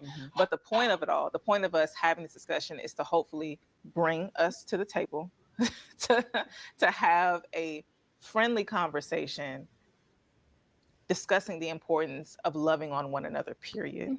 The fact that we have to compete and fight each other for love romantically is a product of white supremacy. I wish I was there. I wish I was sitting right there. Right in the middle of those two when she said that. Right where that bumpkin is sitting. I wish I was sitting there. I'm like, oh, okay, y'all single and desperate and, y'all fighting for Black men because y'all love us so much. I'm a single Black man with an income. I go to the gym. So, round 1, fight! I mean, y'all fighting for us, right? I'm so rare that y'all out clawing each other's eyes out for us, right? Well, here I am. Here is 1 of me, 2 of you. Go ahead and fight.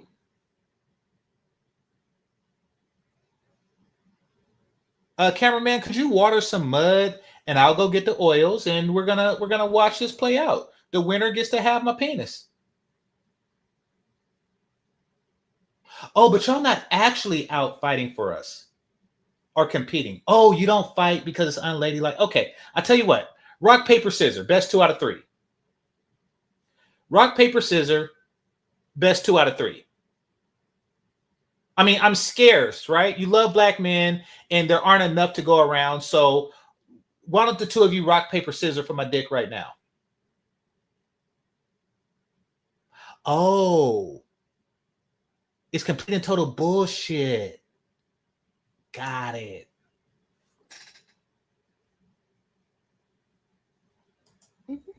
We are doing exactly what they want us to do. You know what I'm saying? And it's just, it hurts me to see us pick up their tools and beat each other with it. Black media, I'm disappointed because we perpetuate those narratives. We repost. We allow the arguing in the comments. We do all of that. That's us doing that. Yeah. When we have all these other opportunities to showcase Black love. Yeah. It exists. It exists more than we even allow it to up top because we're so busy funneling our content the same way that mainstream white media is doing it. Black love is so important. It means the world, at least to me. It's something that I desire for my life. Yeah, Black love is important as long as he's the same religion as me, as long as he makes an income that I find suitable, as long as he's a regular at the gym, as long as he eats salad, as long as he sees a therapist, as long as he reads regularly, and these are things that she has already stated. As long as he has never been married and as long as he doesn't have any kids, then yeah, Black love is important to me as long as I don't have to make any compromises or concessions for it whatsoever.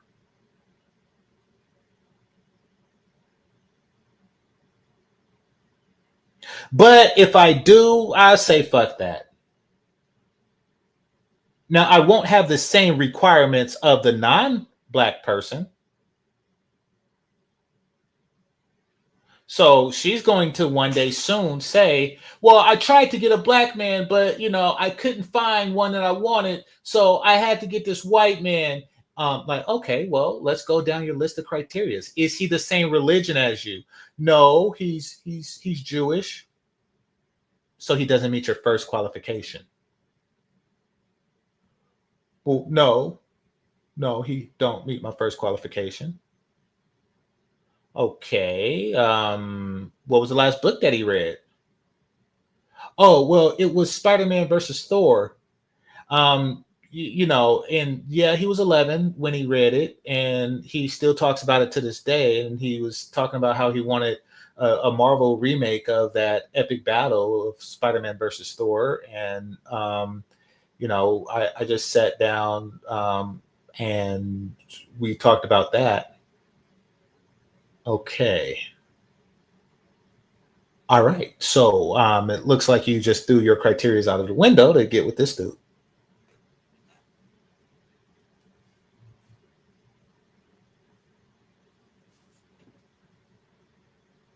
life. Yeah. I'm grateful that I get to get it from my father and my uncles and my cousins and my mentors that are men. And I have such good male friends too, such good Black male friends. And whenever I have those moments where I'm frustrated about, man, I wish these. First of all, they're men, not male. But I guess that disrespect is spicy, huh? But anyway. So good black men don't exist, but you have a bunch of male friends. You have a bunch of Black male friends.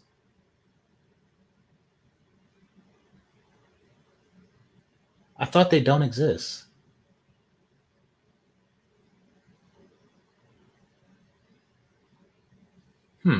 Okay. Guys will get it together. I think about them. And I'm like, God, thank you so much for loving me enough to give me good examples. Yeah. So with that said, it's energizing. Why don't you fuck those examples?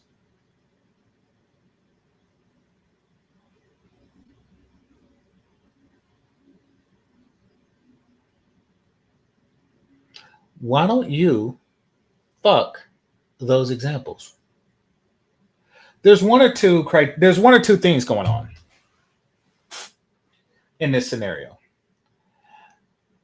Situation A, all of those guys are married.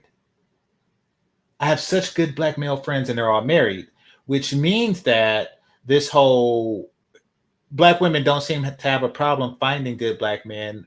All of your friends have one.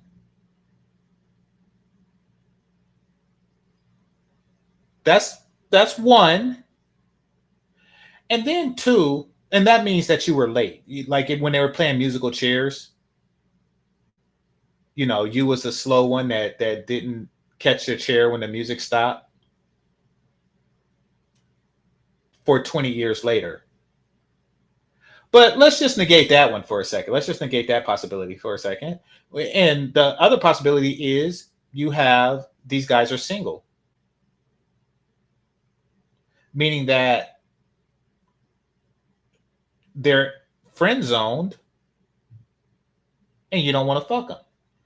But they're great, right? Just like the guy that's sitting there.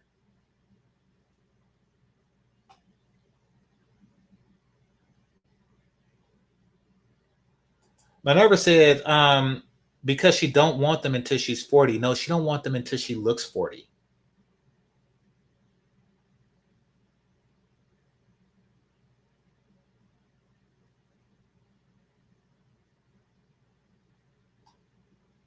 She don't want them until Shaq stops calling her pretty.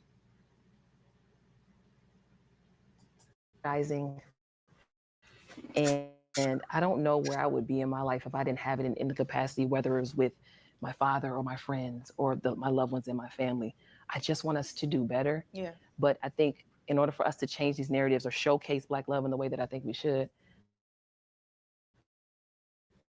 we have to. There are no good Black men out there, except every Black man I know. My father and all the other men in my family and all of my Black male friends. But outside of them, there are none.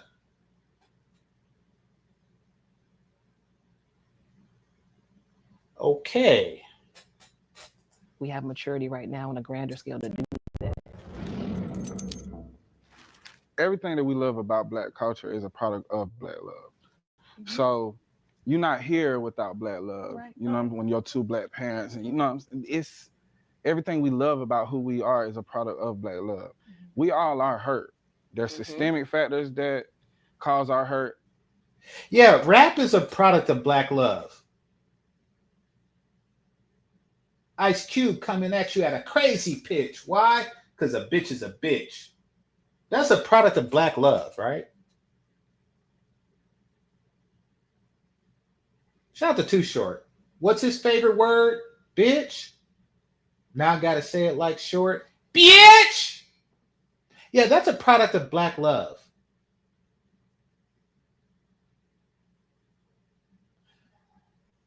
The Color Purple is a product of Black love.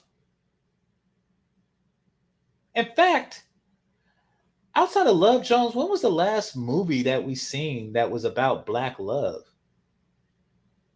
It's always been like drama and hate.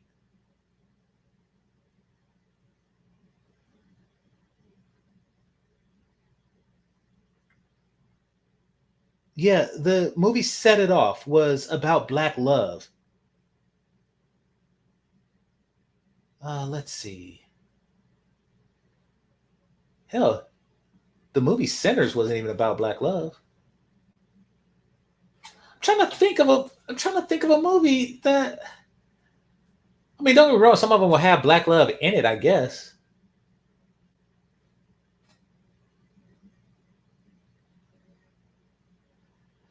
Anyway, moving forward. There's isolation that come with our community that causes infighting between us. And the thing is like, I don't want to admit that I might have hurt you worse than you hurt me. So I'm gonna bring up every time you hurt me, like, nah, but I'm hurt too. But it's like, we all hurt. It's straight. You good. We all hurt. And a big part of that hurt is because we ain't left alone. So it's all these outside factors. It's all these other communities hating on. This man is pure retard. First, he said isolation was the problem.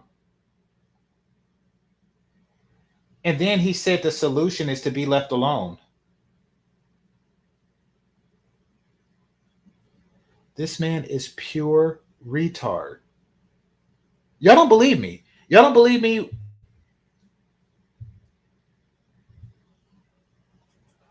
There's systemic factors that cause our hurt. There's isolation that come with our community that cause. Black idiots use the word systemic like Smurfs use Smurf. Don't really know what it means. Don't even know what it smurfing means. But they just smurf it from Smurf to Smurf.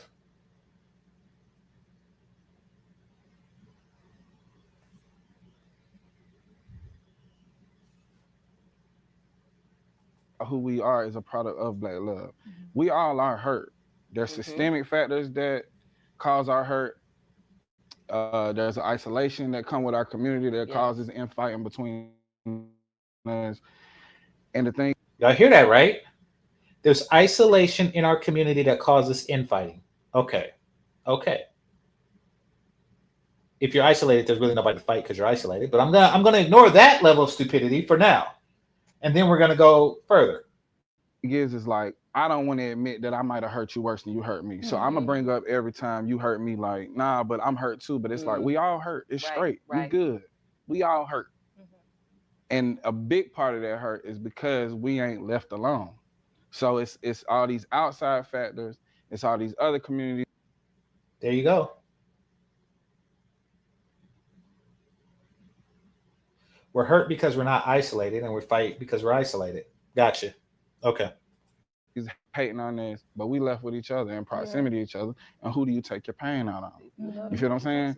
So I think that a big part of it is get outside for real. Like, I'm not speaking from Deontay Kyle, the media guy, the podcaster. I'm telling you, since I was a little boy, black women love me. And I ain't never experienced no different. Black women. Oh, yeah, you're a true player for real, huh?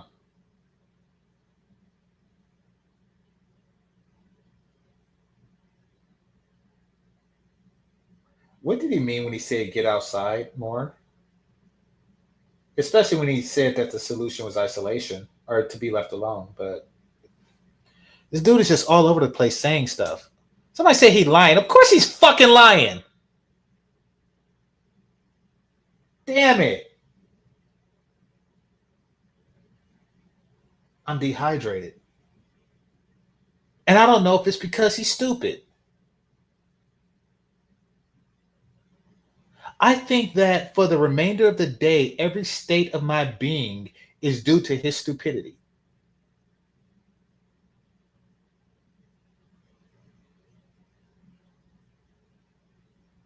I'm going to get some water. I'll be right back. I'm going to get some water. And if I'm still dehydrated after that, it's because he's that fucking stupid. I'll be right back.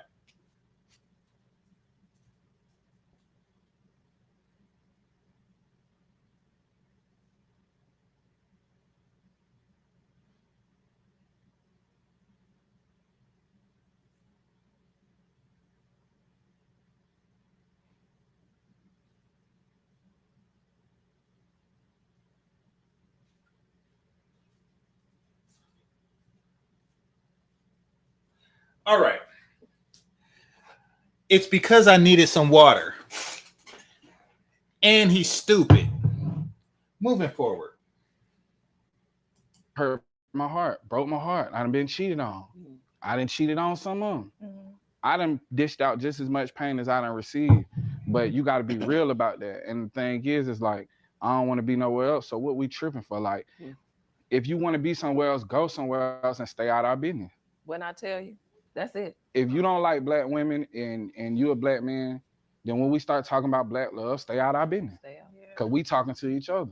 If you don't want to be in the black community, if you don't believe in black love, if you don't appreciate the sacrifices that were made just for you to be here to type on your phone about your hatred, then stay out of our business. And then we'll be straight. Because it exists on the echo chamber on the internet for sure. I do appreciate the sacrifice that was made in order for us to type on our phones. The sacrifice of white engineers, you dumb fuck.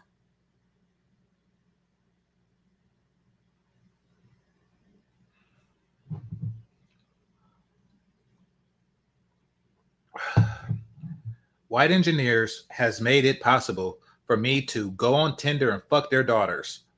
You stupid piece of shit.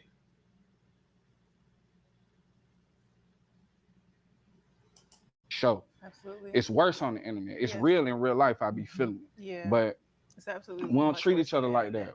I want to thank y'all so He's much. just saying buzzwords. It's beautiful. And like so many things when it comes to love and identity and community, there are no easy answers, just layers to unpack and truths to sit with. So a big thank you once again to Deontay, Kyle, and Sharina Cole for bringing your honesty, insight, and lived experience to the table today. These are the kinds of conversations that push us forward, even when they get uncomfortable. We'll be back with more on The People's Brief. Oh, this isn't over. This isn't over. My husband and I created the Black Love docuseries. It was important for us to include interracial couples for a couple of reasons. Number one, we wanted to be able to show Black people being loved on. The other thing that was...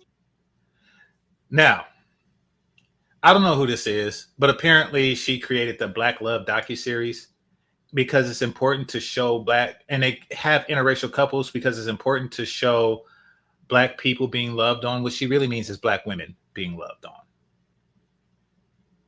Let's start there.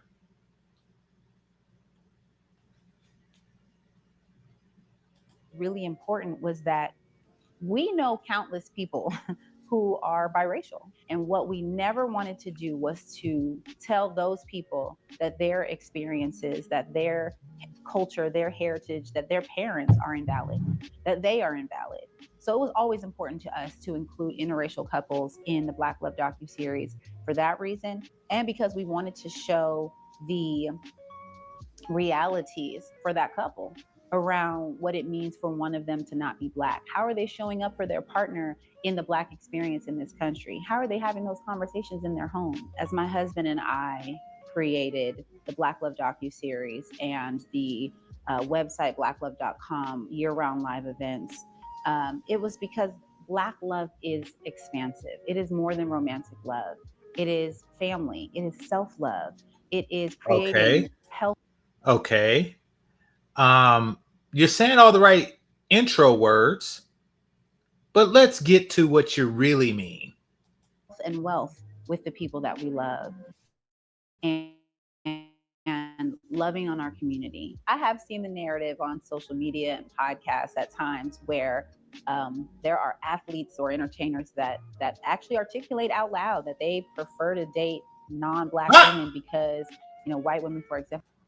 Whoop, there it is. Thought you knew. Whoop, there it is. I thought you knew. So, yeah, I created blacklove.com because I want Black families and Black this, Black this, Black this, and Black this, Black this, Black this. And there's these guys that are talking about Black women. Oh, there it is. There it is. It's not about, it's about silencing Black manosphere. That's what it is. Point blank, period. It's not about Black love. It's about getting Black men to love Black women more. So Black women can say stuff like, ain't nothing like turning down a rich popping nigga.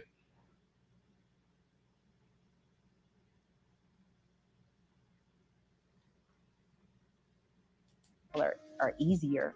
That's just a harmful thing to say about a whole community of women who historically have had your back. What have you done for me lately? Dun, dun, dun, dun. Hell no. Dun, dun, dun, dun. What have you done for me lately? Dun, dun, dun, dun. Not a damn thing. Dun, dun, dun. And when I'm talking about lately, I'm talking about the last 50 fucking years. Notice how they just keep reaching back to the fucking 60s? Are you kidding me?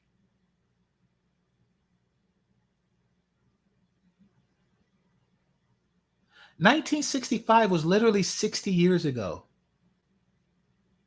And the last 50 fucking years of fat ass obnoxious strife, feminism, and divorcing and taking half your shit in child support court and books and movies and novels just degrading the image and reputation of black men, encouraging violence in the community. Like, in the last 50 fucking years, what have you done? And guess what? Y'all wasn't marching with King like that. King's marches had like 6,000 people in it. I mean, yeah, it's, they prop it up, but it wasn't that big. Nevertheless, what the fuck have you done for me lately? Shut the entire fuck up. Who historically my dick. Fuck you. Fuck you. And then notice the bullshit. Notice the bullshit in the beginning. Yes, this is black love and black love and black love and black love. And to you black men who's been talking about black women. Yeah, now that's what it's really about. Now that's what it's really about. You're promoting the possibility of black love to shut us the fuck up. Fuck you. Shut your mouth and open your thighs. Fuck you.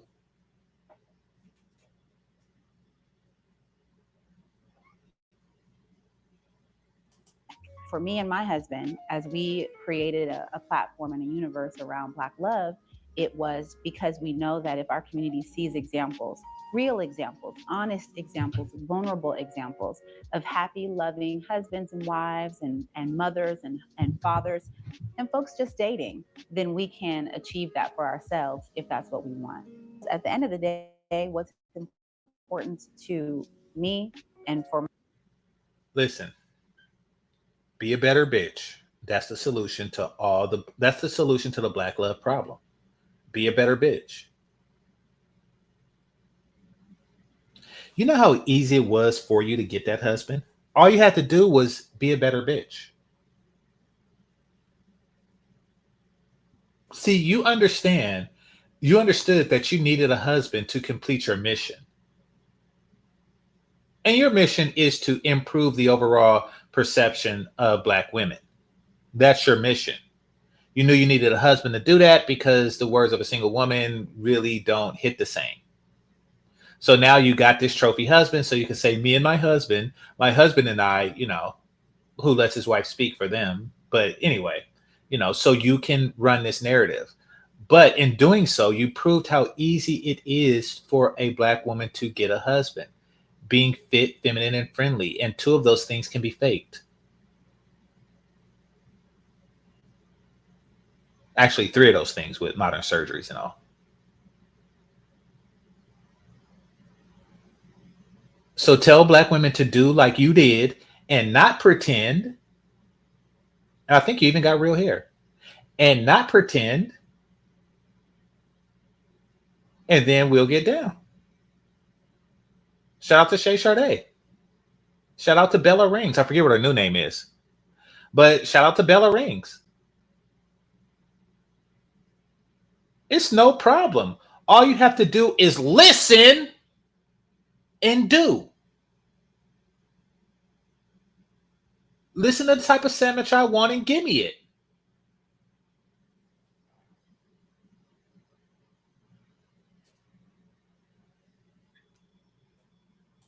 Yes, it matters how they look when they so combative. Let me tell you something. Being an ugly ass bitch is the first line of combat. That is the first line of combat. Let me tell you something, Anthony Williams. That is the first shot that is taken. Being a fat, ugly bitch is the first shot. That's her first shot at you. She is attacking you. She is attacking you with her fucking fat. You damn right. You damn right. That is that's a fucking flex. You see, you don't understand war. You do not understand war or combat.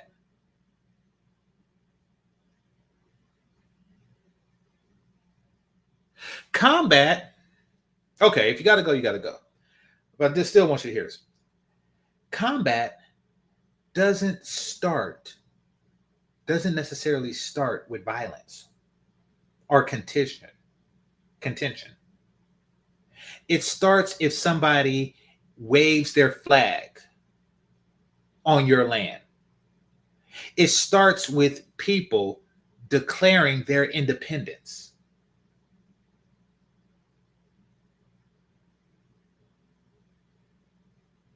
Like America, it began with a declaration of independence.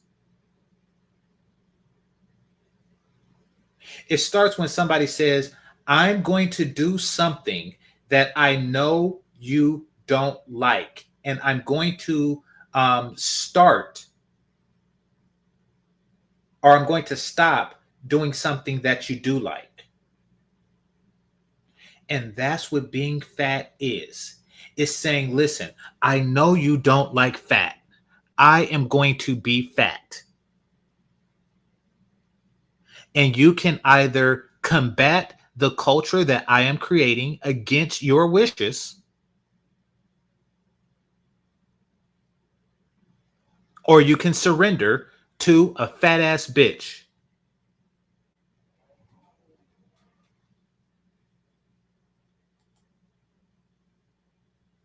Relationships shouldn't be a war. Well, tell these fat bitches that.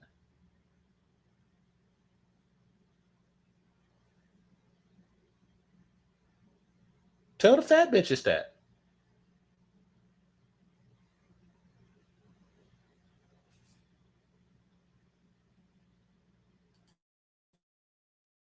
My community is that we are being loved on, that we are being loved. We are in happy, healthy relationships. And number one, I want our people to know that they deserve that sort of love. They deserve romantic love and to build families. Okay. Define our people. Because I'm telling you, she defines our people by Black woman. She probably lets it slip again because she can't help it doing that. So, shout it, it's complicated. I'm going to start asking questions like he do.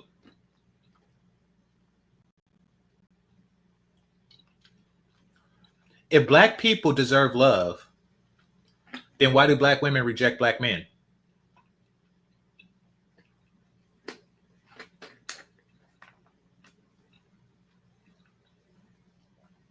Fair question, right?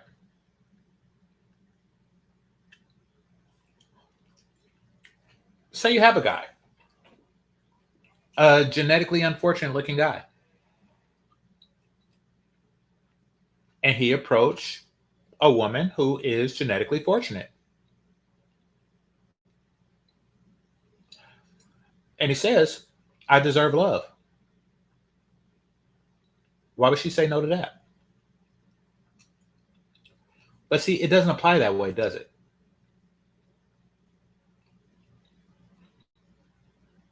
The whole Black people deserve love only applies to when unqualified women, are interested in ultra qualified men. That's why this is on the topic of Black athletes. She deserved love of tall, athletic, six-pack, rich men.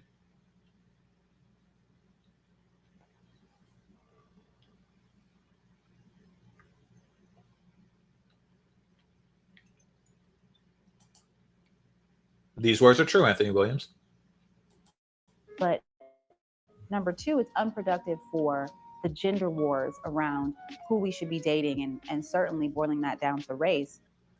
You want to end the gender war?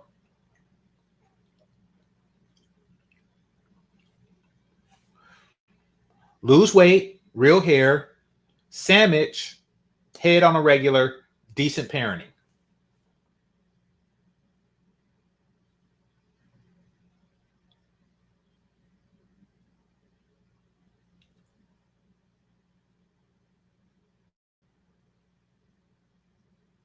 Like, why do you wish to end wars without terms?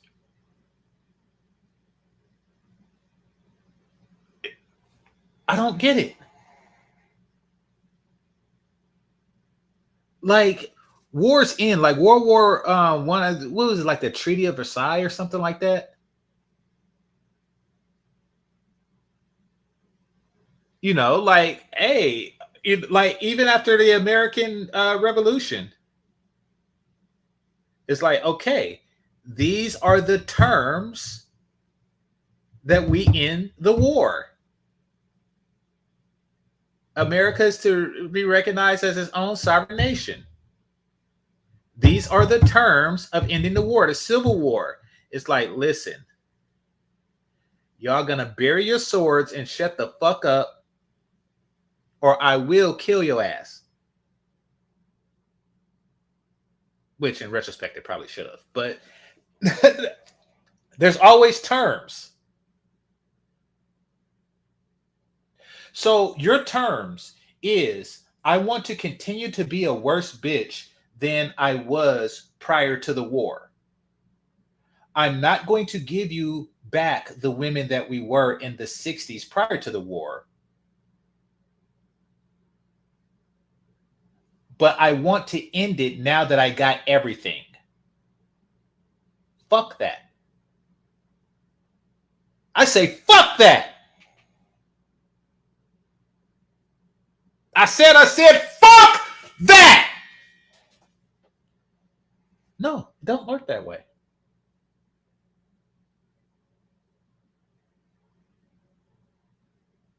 You get all the black women to look like you and teach them how to cook, and then we'll talk. Until that, I don't want to hear shit. And I mean like a significant portion.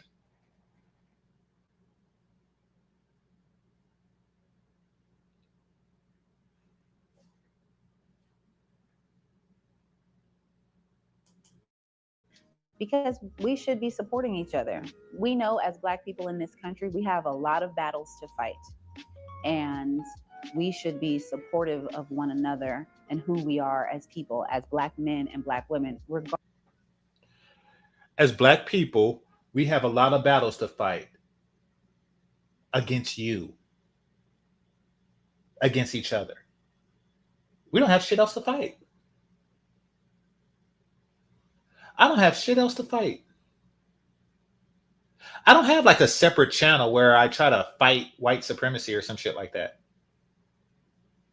Well, I try to fight Mexicans. I don't have shit else. The biggest obstacle of Black men's progress is Black women.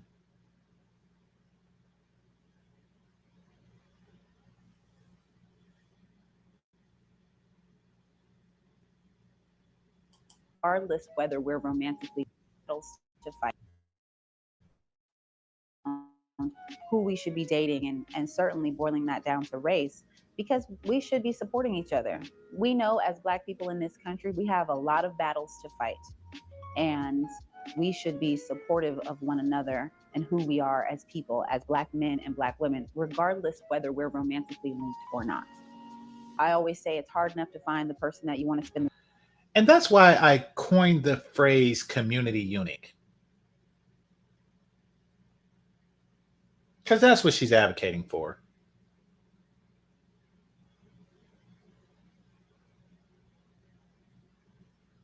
Regardless of if we're in a relationship or not, I want you to continue to give me relationship benefits without actually being in a relationship with me. Without receiving the benefits I want you to give relationship benefits, but you will not be receiving them.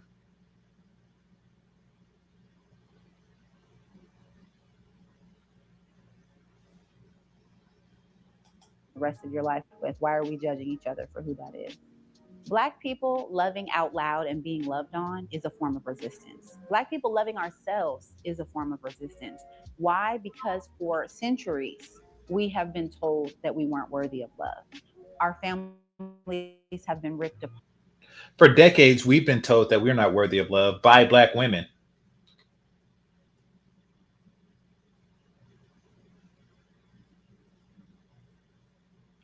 And come to think of it, do white people ever actually stop and tell Black people you're not worthy of love? Like, through all the racist rhetoric that exists, is you're not worthy of love one of them?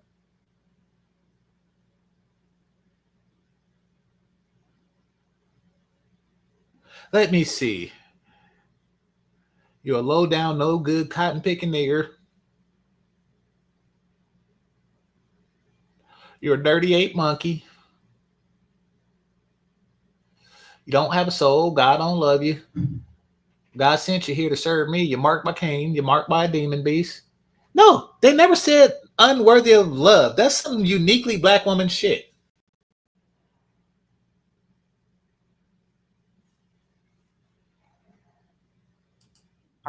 Intentionally, and for us to show up and care for each other, whether we're in relationships or not, to care for our friends, our brothers and sisters, our parents, our children, for us to show up and do our absolute best to love on each other shows the world our humanity. It shows that we're more alike than we are different.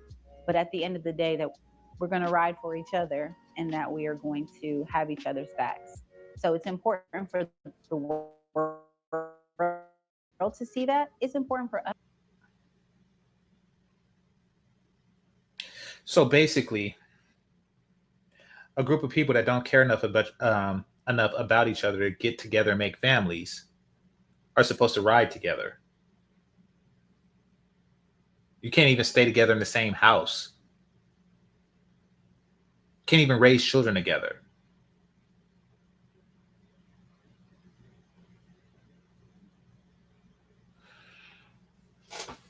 What she's trying to advocate for is for us to ignore what has been happening for the last 50 or so years.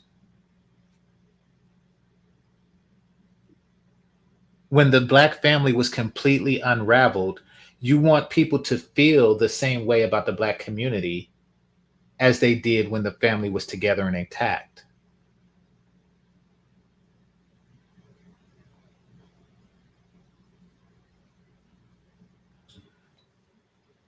Okay, hear me out now. Because it's not the same.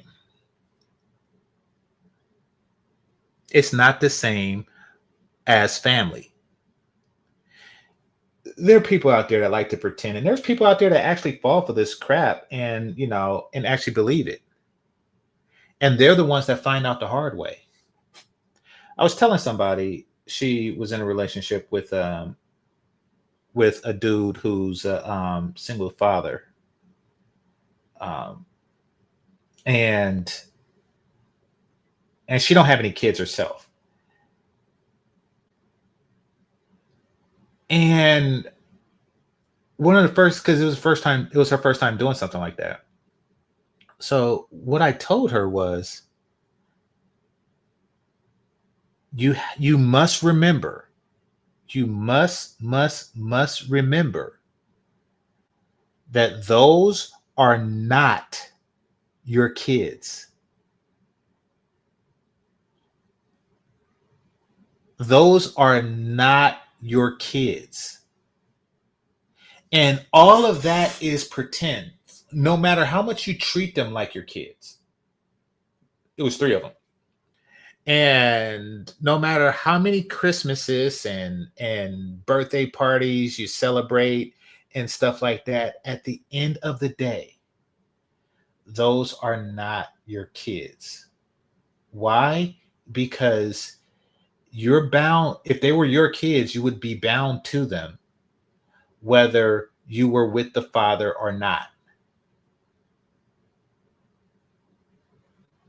Meaning that if you marry this guy and they become your stepchildren, the moment you get a divorce, they are no longer your stepchildren. And if they choose to keep you in their lives, it would be as friends, not as children, not as, your children. The bond is not the same. So basically, what they spent the past 50 years doing with this whole independent woman shit is they're like, okay, we're going to completely dismantle the family, but I want the people to be just as close to each other as if they are family. No, it don't work that way. My brother is my brother, and my brother is my brother. But my brother comes before my brother. That's how that works.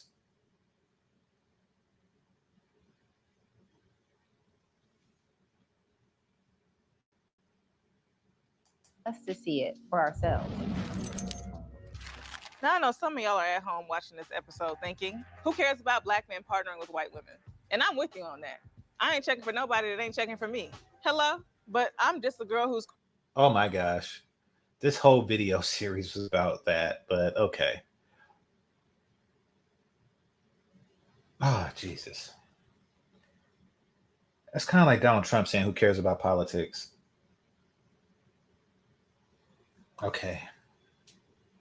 chronically online, and I see the ways in which interracial dating is being used as fodder in the unproductive, really quite regressive, and even aggressive sometimes, downright stupid gender wars within our community. Women of all races being pitted against one another.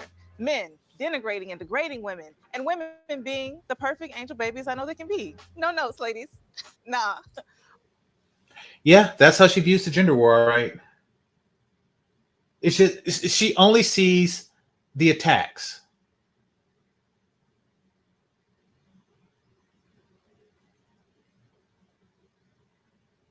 It's kind of like a woman hitting a man like 100 times and then he hit her back and they're like, oh, you hit a woman.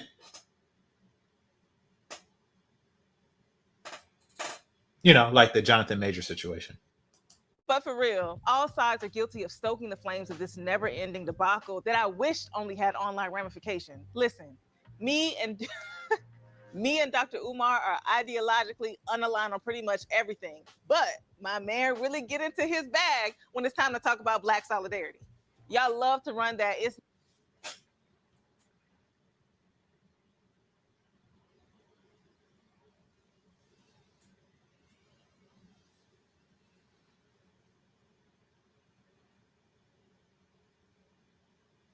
Why aren't you married to Dr. Umar? I doubt he would say no.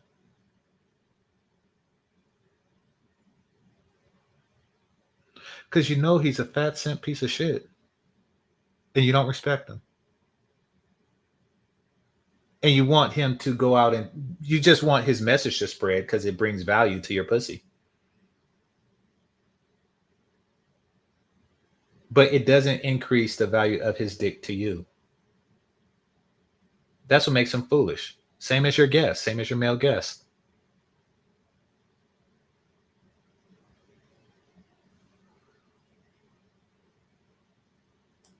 not that deep into the ground, but I'm here to tell you, unfortunately, friends, it is. This conversation has implications that are far more reaching than just preferences and Twitter fingers. It's about the severely lacking cultural commitment in our communities. Black people are most powerful when we are united.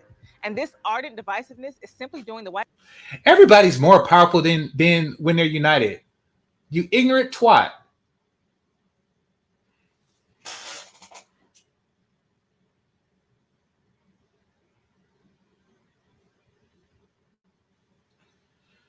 Okay, so they're going to continue with their divisive behavior.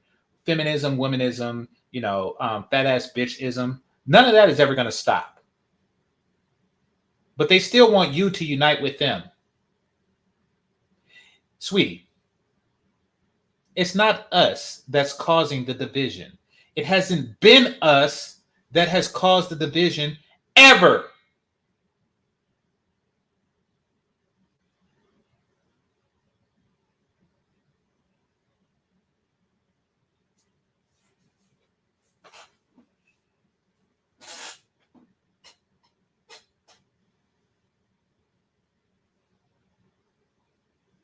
I wonder would Russia say that? If the Ukraine just developed lasers and stuff and started winning the war, like really just tearing into them, I wonder would they say, like, oh no, you do realize that we were stronger together. We were stronger as the Soviet Union. We were stronger together. It's like, you attacked us. You attacked us, and there's no talk of we're gonna stop feminism. There's no talk of we're going to stop this foolishness. There's no talk of we're going to stop with the attitude. There's no talk of we're going to stop with the fat ass bitchery. There's no talk of we're going to stop with the divorce raping. There's no talk of we're going to stop with the child support gouging. There's no talk of being a better bitch. It's just talk of how to get black men to unite with worse ones. Fuck you.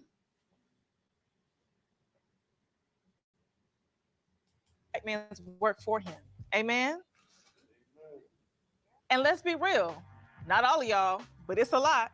We know that some of y'all with preferences are using that guys to pursue what you think secures you your status, what you think is aim. No, I prefer bitch are not combative and slim.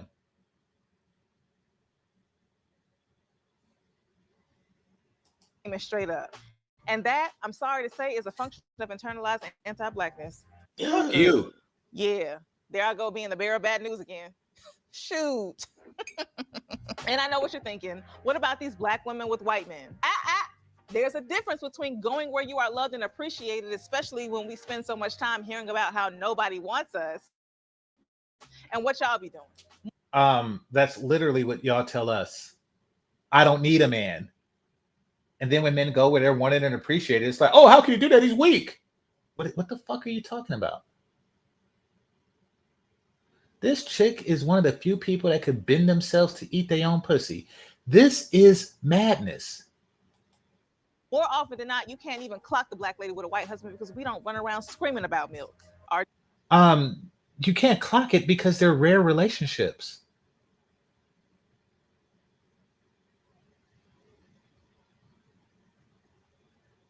G3. Because the preference ain't the problem. It's the ideology that reinforces it. And the idea that partnering outside of your race somehow raises your property value is what makes partnering within your race that can make it much more significant.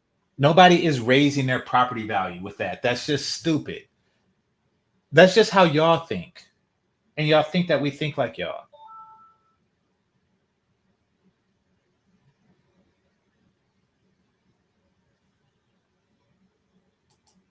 An act of resistance even. And in this instance, black love is radical. Choosing with intention to combat the supremacist mindset and pour into your community, starting right there in the home.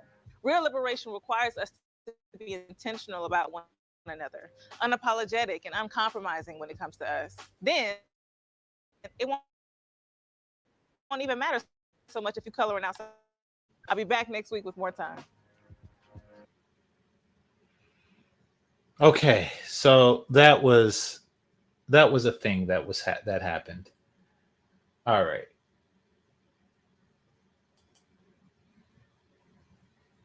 Now let's look forward. Let's move forward. We Need to Talk says, this conversation was simply an echo chamber rather than an earnest attempt to dissect the topic. Absolutely. Absolutely. They're just bringing talking points back up from the 90s as if we're not, as if we didn't have 30 years to become more informed. No black male athletes, no white women, no historian, no psychologist. Okay. Y'all just hate black men. Just leave us alone. This is trash, respectfully. I love it for Serena, but I hate it for Kobe, black women.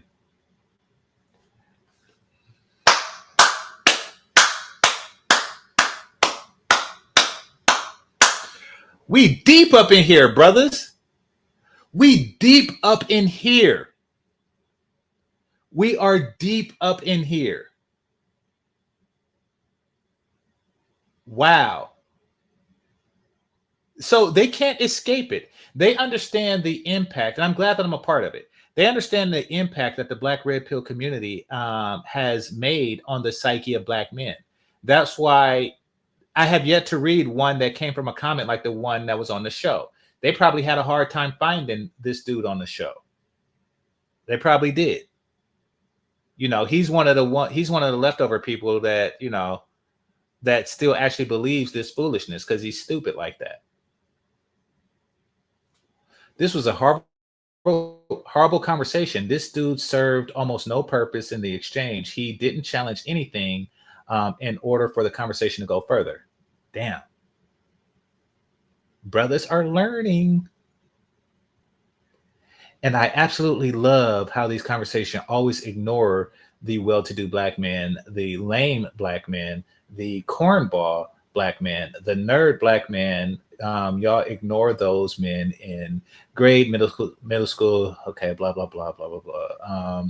Y'all shame them in high school. They're invisible in college and clear. Well, okay. He's I would say he's cherry picking and straw manning a little bit. But the truth of the matter is, even they ignore all men at that age. They don't start taking relationships seriously until they're 45. I mean, don't get me wrong. It's not like they remain virgins until they're 45, even though there are some that do. It's not like they remain virgins until they're 45s, but you know, they're almost completely indifferent to relationships until they don't have any relationship value. And that's the truth of it. Why do women clamor for athletes instead of academics and blue collar guys? Status.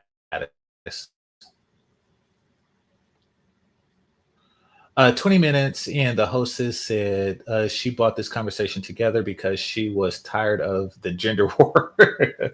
Oh, brothers are getting so much smarter. I'm so glad that I am a part of this. I am so glad that I'm a part of this. Like, reading these comments refreshed my brain after listening to stupidity.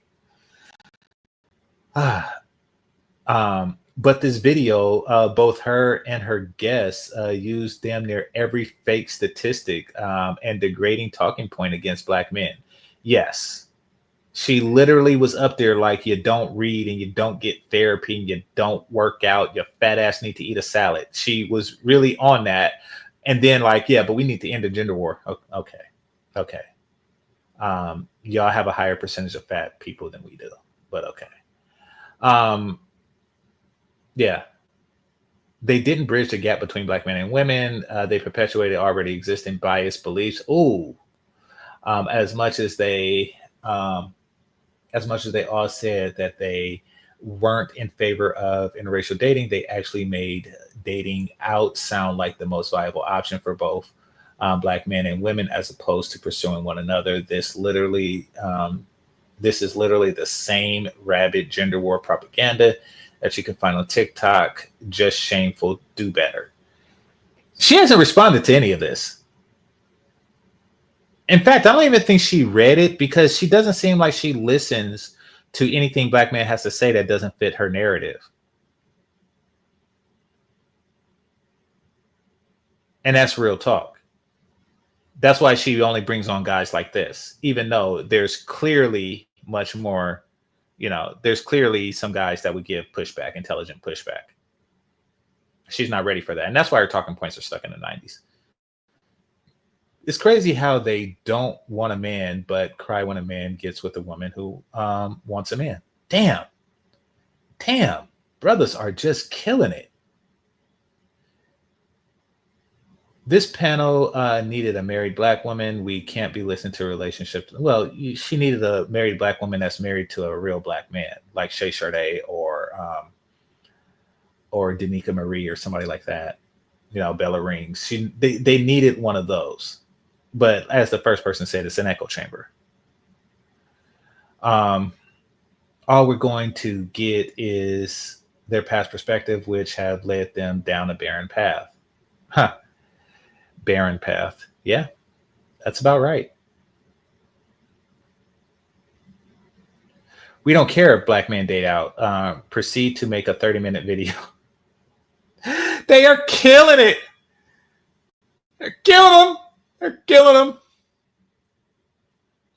So basically, if they see a black woman with a black man, they sympathize with a hypothetical struggle that the woman might have gone through. But if they see a black man with a non-black woman, they dismiss him as a sellout and go about their business. LOL. They are killing it. They are killing it. None of these things went through that brother's mind when he was sitting there. They picked the right one. They picked the bumpkin in this slowest, stupidest, fakest, lyingest nigga they could find. All right. The number she made up in her head says that there aren't enough suitable black men available is a lie. The entire conversation is pointless. Yes. This is true. It's pointless if it's based on untrue statements. Yes, that is true. They've been hiding behind that false statistic forever for the past 30 years.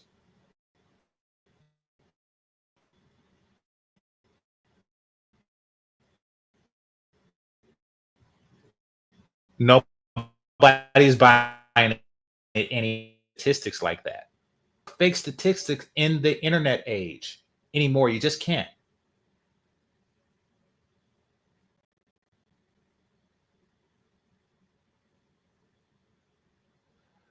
Who researched this topic? Specifically, black women being the most educated and high-earning black men marry white women. Yeah. She's not going to respond to that. Talk down to the only group of men who marry y'all in large numbers. Yeah. Let's ignore the fact that 80% of married black men are married to black women. I like that he said that. I can't stand when people say 80% of black men are married to black women, because 80% of black men aren't even married. So, black men, my brothers, go where you are celebrated, not tolerated. Using their words against them. SYSB. Yeah, see, we're deep up in here. We are deep, not wow.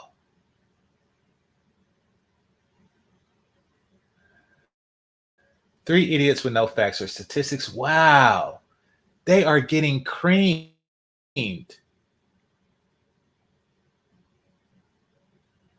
This is just being completely torn apart and dismantled, and I'm loving it. I'm loving it. I'm loving that it's far less dudes like the one that's on the show. I think his name was Derek. And there's far more dudes like this. I've never seen a white woman talk about white men the way black women talk about their own. White women, the ultra liberal ones be on some other shit. But I get your point. Aren't we sick of having the same old tired conversation? I'm gonna start reading some of the replies, because now, like, they don't have a counter to this logic. I want to see if they actually try to counter it. Yeah, let me know when they talk about the state of education in our communities and how to improve it. Oh, they're not going to do that. They want to keep black men ignorant so they could be like the dude on the show. I'll check that out. It's new to the newbies, though, but I feel you. We need, okay. Love my black women only. Yeah, that's an intelligent response. Okay. This topic is pointless as fuck. Of course, black women, our own, would be hosting some BS like this. It's their preference, LOL. Let them be and enjoy life with their partner. Yeah, exactly. Black women want the men that they don't want to want them. This segment gives me mad black women vibes.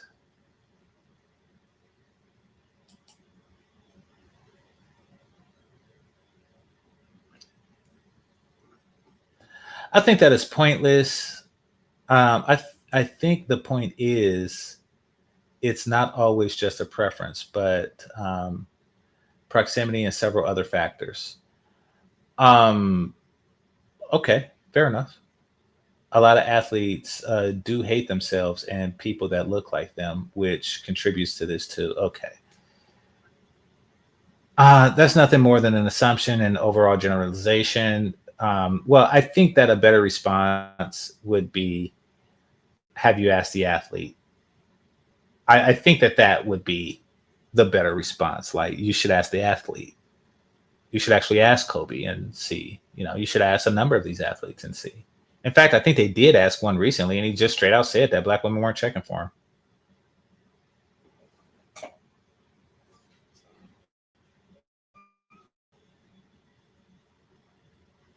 Severely inaccurate and misleading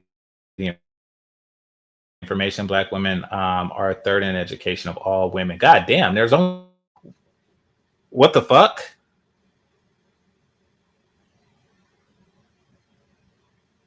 Yeah, I mean, unless they're counting Latina as a race, there's really only 3 women. They earn more degrees than black men by 7.3%, and still out earn black women yearly income. This is true, and monthly and weekly. FYI, for men earning over 100K, the majority of men are with their race.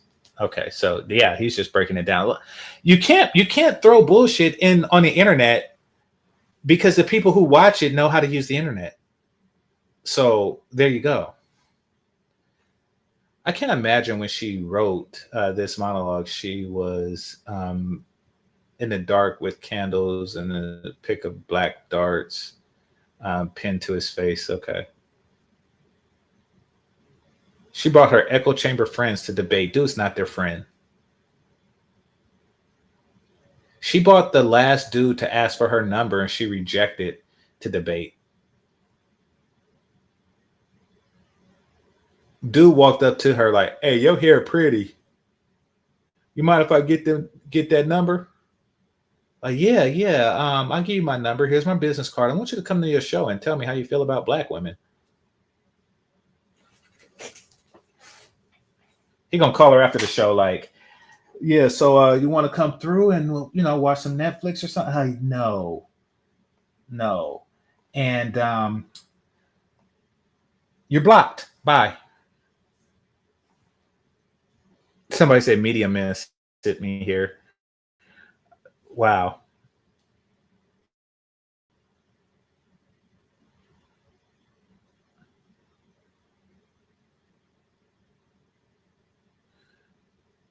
Here's one. The fact that they choose this guy to represent us black men lets me know this wasn't going to be an actual intelligent conversation. No, he was really just there to make a fool of black men and bob his head, hoping that they bob their head for him. All right. It says these conversations actually hurt black women instead of helping them. Yep. Black women are notorious for hurting themselves.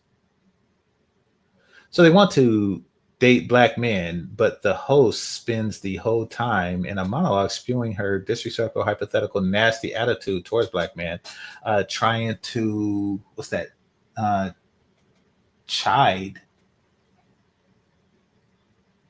hide them like they are children. What's chide?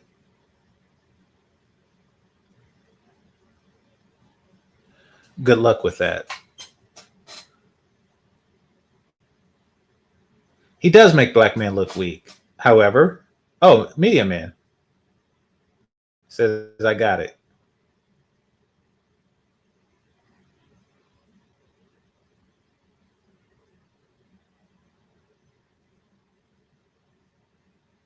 What's the problem? Why y'all mad at somebody like a different race? Well, it really don't matter if they're mad now, is it? You have to compete for black men with other races. As a black man, man, they are killing it. The manosphere, the brothers, y'all are on point. Y'all are on point. I got it. Hold on. Let me give a round of applause.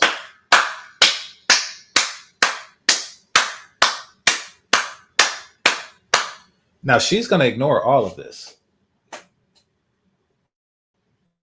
She's going to ignore all of this, but I mean, hey, like, which is fine. It's like, now you can't read your comment section.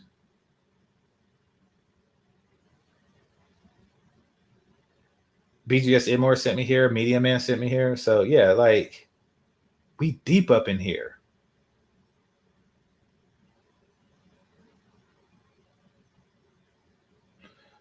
Why do these shows always bring on weak men?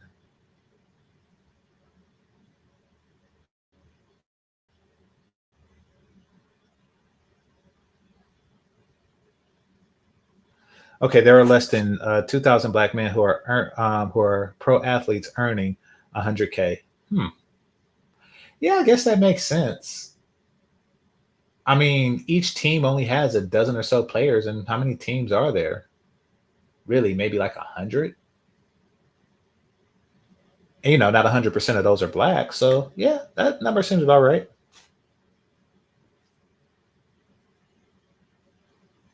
Why are they celebrating these segments on such a small group of men? There are millions of black men. They only see those 2,000. Yet y'all choose to highlight the preference of this super tiny subset. Very good point. I even do the numbers in my head, but yeah, that does make a lot of sense.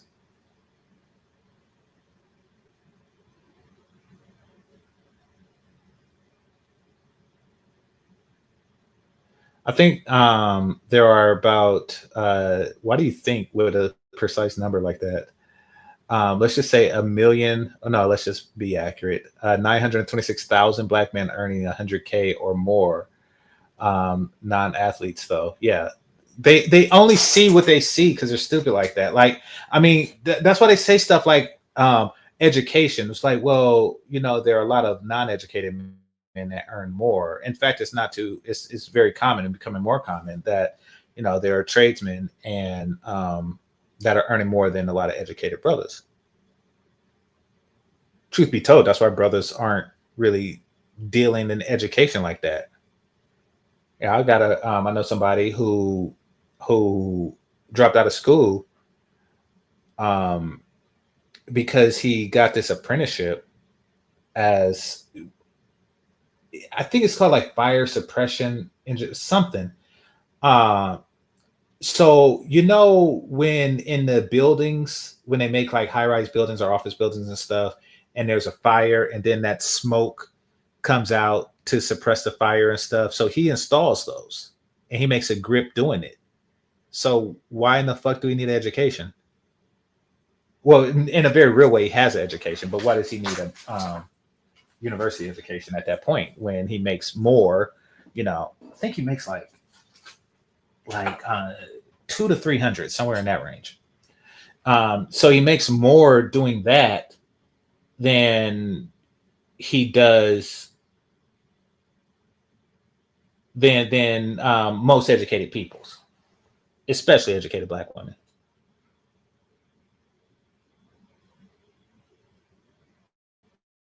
So to me, it's an intelligent choice. If somebody says, "Hey, how would you like some right now money?" This conversation needs to be fact checked. No, they don't want to do that. How come black women with all these degrees have the lowest demographic income? Could it be they have useless degrees? Yeah, that's part of it. Um, Useless degrees like sociology. We need to educate these women on what's popping in this DEI era. So it's worse than that. And this is just from me looking. It's worse than that. Um, a lot of the degrees are weighed heavily by, and I'm talking about the STEM degrees, are weighed heavily by African women who, at least the ones that make it to this country, are very smart.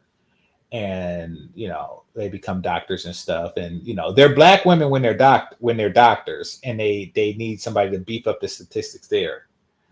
But if it comes to getting reparations or some crap like that, it's like, you're not FBA. Or if it comes to my penis, it's like, she's not FBA.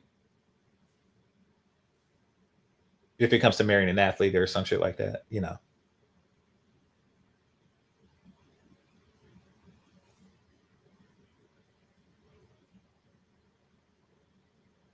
Okay. At the mark, She asked a valid point, and the brother did what he was supposed to do, pander.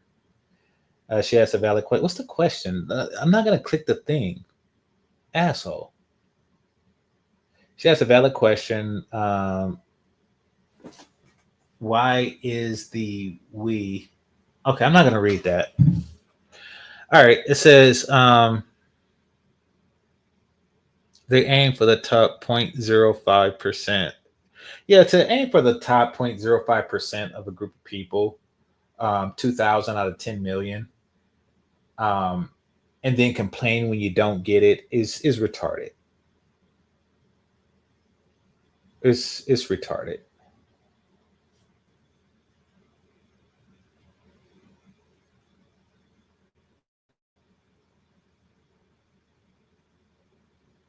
I swear I want to whisper in some woman's ear, Cole, you stupid. Yeah, you watch my show, nigga.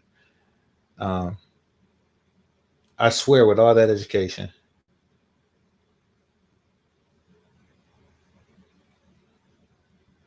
Less than 10% of black college athlete goes pro, maybe focus on different group of black men. Yeah. Yeah. I mean, it would be better to say what percentage of black men that goes pro, not what percentage of college athletes go pro, but nevertheless, yes.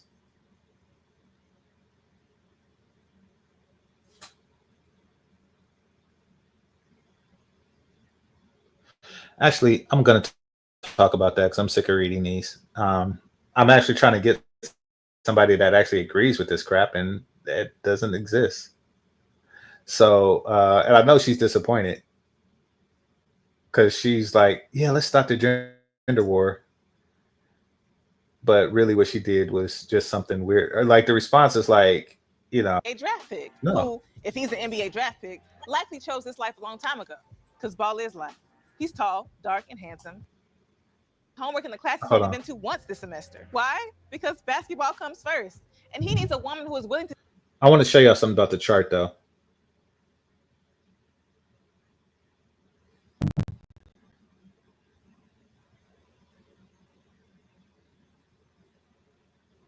Take care of all of that for his sake. Now, you just heard me say that the black and the networks from the black ones have much farther. And meanwhile, Lily and Emily done found a home for their extra time as team manager. Now, at the end of this chart, I'm not going to wait to the end.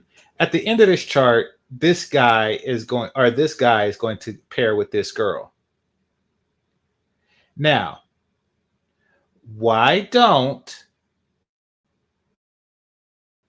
this girl pair with this guy? Because is black love the goal, or is getting this one black man that made it to the draft the goal? It's like, okay, she got with him. Why don't she get with him? Why don't she get with him? But black women's mentality is, oh, the nigga didn't make it, so fuck him.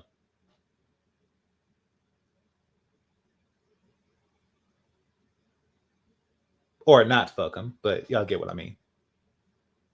It's like Fast and Furious 1. Nah, nigga, you lost.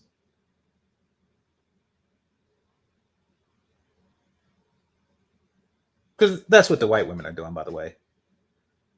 They're like, okay, you know, I'll get with this guy. Just saying.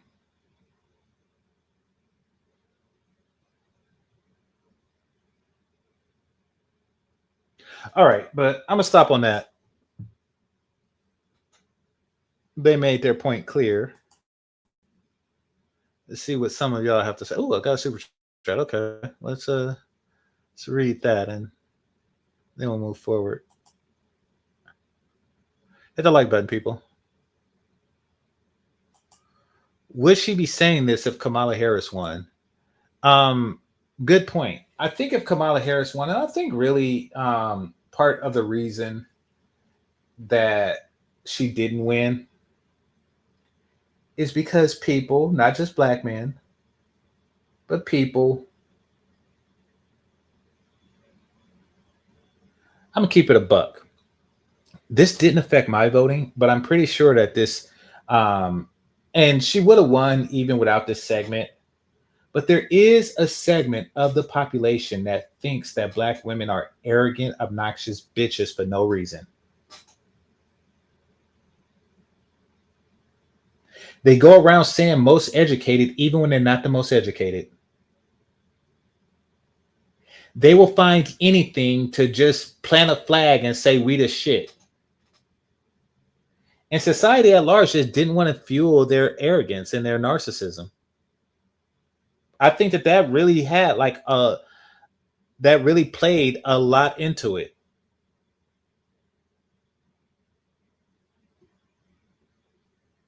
Black women take any victory to just say that they the shit because it's really just projection of their low self-esteem.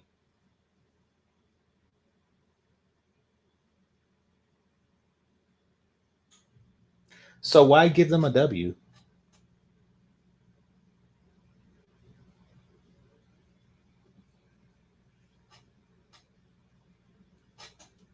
All right, but thanks for the super chat.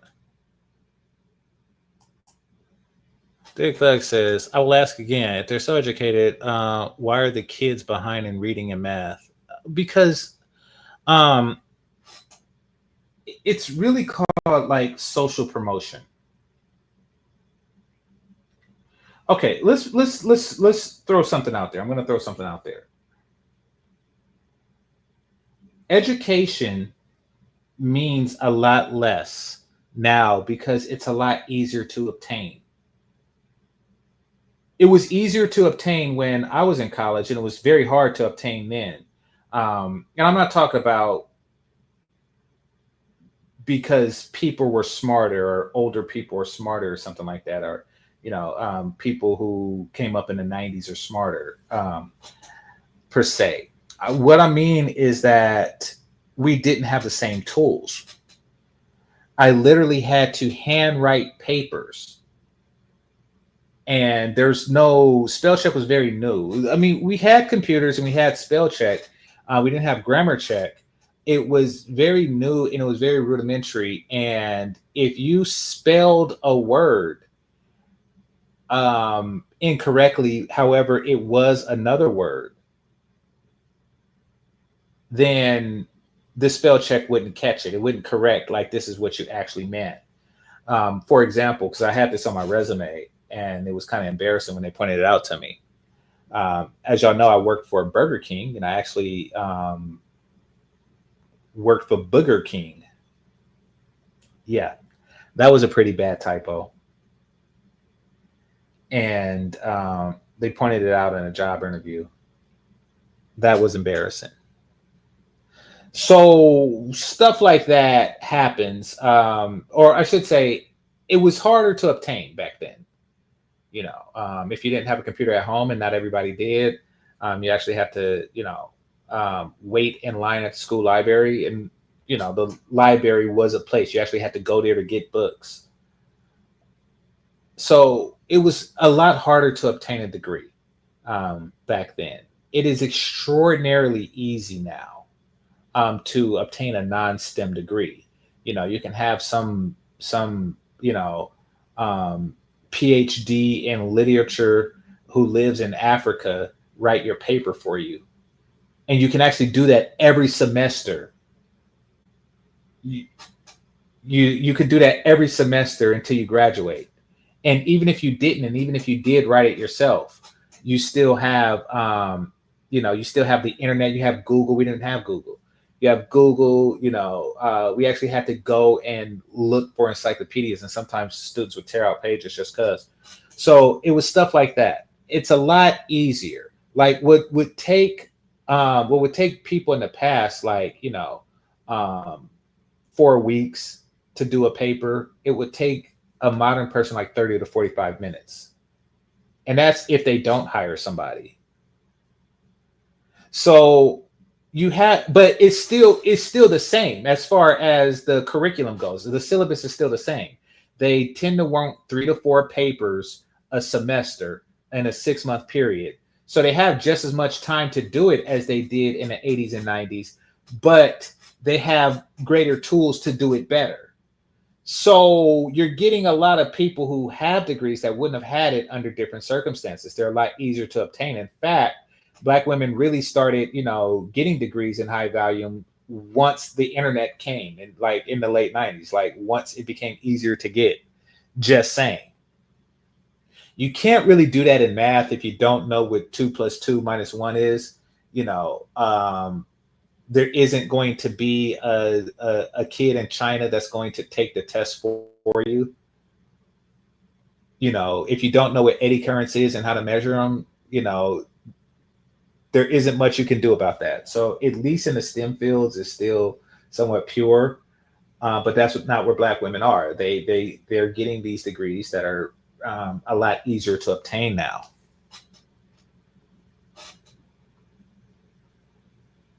In other words, Dig Thug, their education is not an accurate representation of intelligence, not any longer. Okay, it says Black women don't even check on Black pro soccer players, whether they play in Major League Soccer or the English Premier League. Well, they date based on what they can brag to other Black women about.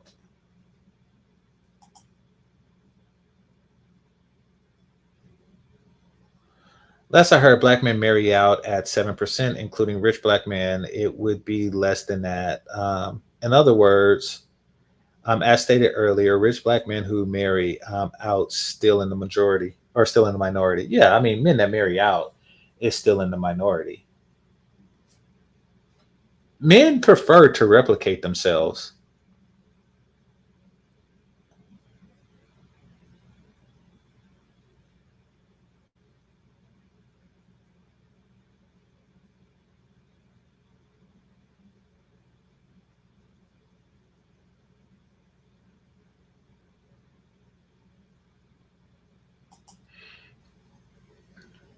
Another narrative is that white women with Black athletes are ones white men don't want when those women could have just went for white athletes. Is that what they wanted? Okay.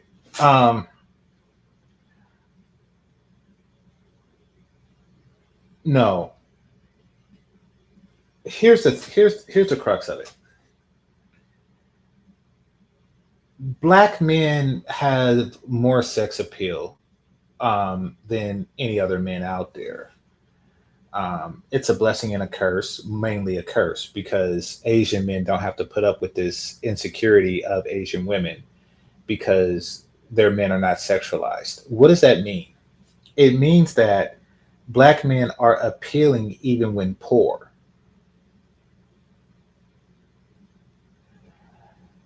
Asian men don't have that burden.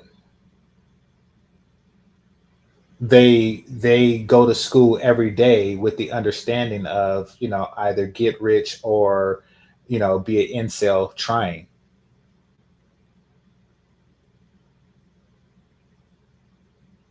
I know this Asian dude, young dude, 29 years old, works at Walgreens, and he literally is a virgin.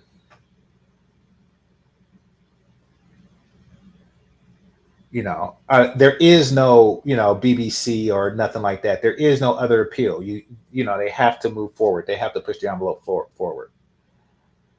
Black men don't have it as bad in that regard. We do have a lot of things that we do to really, make dating harder for ourselves. But that's not it. It's not natural appeal. So that combined with money and athleticism, you're going to win. You're going to win. And that's why it's a preference. Like, if you're a white woman, would you want a white athlete or a Black athlete? I mean, if you could choose either, some choose white, some choose Black. They're not going to overlook a rich, in shape guy, Mandingo, over his race. It's either going to work for him, or they're going to be completely indifferent. but very few of them are going to turn down, like, a black athlete for a white truck driver for the sake of their own racial solidarity. They're not that stupid. And if they are, hey, I got a trailer you can buy, a double wide. Even a lot of black players in the MLB have white wives. The American black man, not the Latino players. Oh, okay. Latinos do like baseball. I talked to a kid in the Dominican Republic. That's all he wanted to do when he was a kid. He talked about he has a job though. He didn't make it, but he had a job. He worked on a cruise ship. But he talked about how close he was, and something happened. Something happened to impede his career.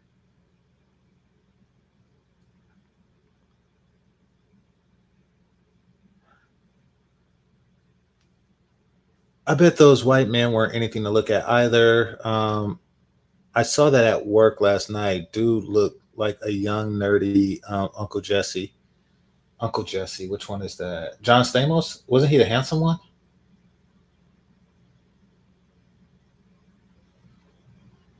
But no, they don't hold them to the same criteria, looks wise. I noticed. I don't know why that is. And it could be the fact that, well, actually, I kind of get it. I mean, women, unfortunately, and this is why I say it's a curse too, they come to black men for looks. Women who are serious, unfortunately, they don't really check for black men like that. And that's all throughout the spectrum. Serious women don't look at black men as serious. The Duke of Hazzard, Uncle Jesse. I haven't seen that in a long time. I had a Dukes of Hazzard t-shirt on. I was a little black kid in Oakland with a Confederate flag t-shirt on, and nobody said shit about it. Because I didn't know, and my dad didn't give a shit, or he didn't know. Nobody gave a shit. That's how not racist society is. It only exists in black women's minds when they're trying to unify themselves with black men. It don't really exist outside of that. Like, yeah, I just had the shirt on. It wasn't my favorite shirt. It was only thing I can remember about it was that I liked the show. I like the whole yeehaw aspect. I like that they jumped in the car through the window, and I like that the car jumped over stuff. So when I got the shirt, I was like, hey, this is a shirt. This is a Dukes of Hazzard shirt, and the picture was like some type of plastic on it or something. Y'all know what they did like back in the 80s, where you couldn't iron over it. And I remember when my mom or grandma or somebody was ironing my shirt, I was asking them why they don't iron over that part too, and they explained it to me that like you can't iron over that part. Just so y'all know, I grew up in a situation where men did men's stuff and women did women's stuff. So I didn't iron my own shit. I literally had to shovel dog shit. I literally had to take the trash. Me and my uncle would have to take the trash to the city dump, to the Oakland city dump. But that was boys' work, and like my female cousins and stuff, they would make the sandwiches and make the Kool-Aid and stuff. But I would literally have to drive to the city dump. Now I wasn't driving, my uncle was driving, but I'm in the back of the truck with the garbage. And then when we finally got there, I and my other cousins was tasked with taking the trash out of the truck and dumping it into the city dump. It was the nastiest job. I even remember the smell from when I was a kid.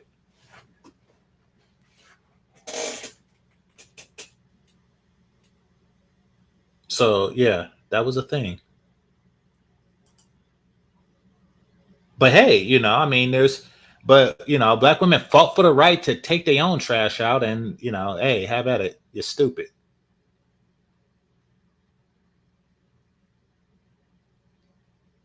They had a choice between making a sandwich or taking out the trash and making a sandwich, and they chose, the latter because they stupid like that. All right, let's look further.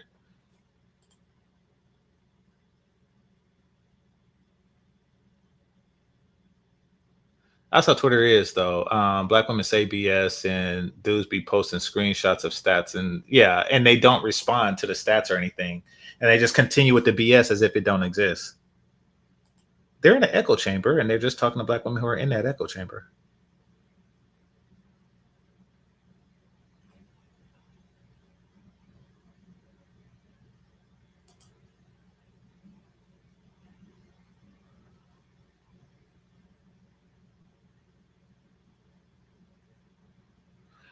Dave Chappelle's Asian wife bet she won't do what Jada do like Jada to Will Smith. Listen, shout out to Dave Chappelle's Asian wife.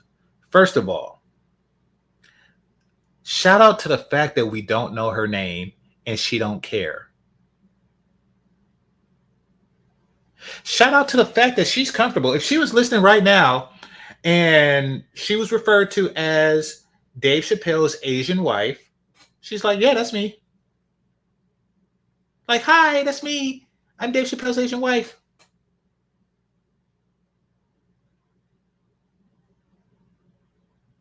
I bet you that's how he introduced her. And that's how she introduced herself.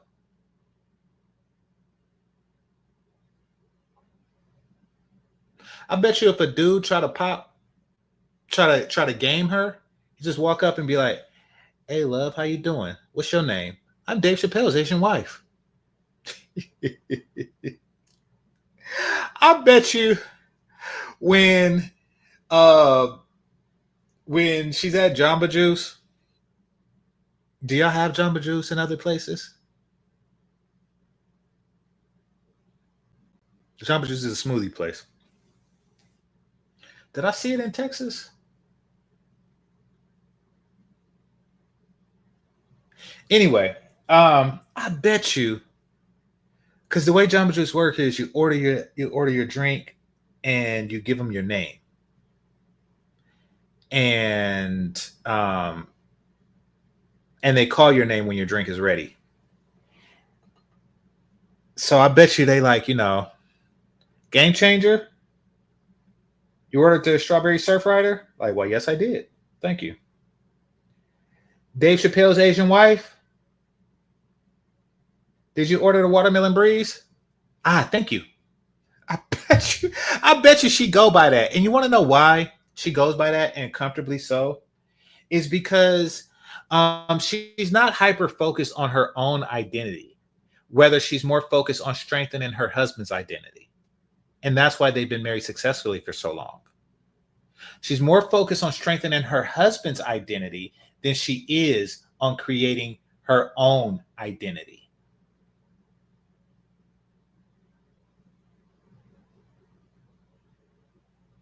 Michelle Obama, Jada Pickett. It's all about them. And I hate to say this because I do like her. Aisha Curry. What are the names of the white wives of the NBA players? When do you even see them on Real Housewives of wherever the fuck? See, black women are hyper focused on they're hyper focused on creating their own name as opposed to strengthening their husband's name. I mean, of course, there's exceptions. There's the Hillary Clintons of the world. There's the Jackie Onassis of the world. But what in the fuck is George Washington's wife's name? What in the fuck is Frederick Douglass' wife's name? And don't get me wrong, Coretta Scott King, she did stay out of the business, and we just know her name because she was fine as hell. And you just kind of like, really, it's probably modern women that just propped her up. But shout out to Dave Chappelle's Asian wife. She is and forever will be and comfortable as Dave Chappelle's Asian wife. Salute to her. And you want to know what she did after he turned down that $50 million? Same thing she did every night. Sucked his dick and got him sandwiches. Imagine telling one of these broads that was on the show just now, like, listen, as a matter of principle, I'm going to turn down this $50 million check.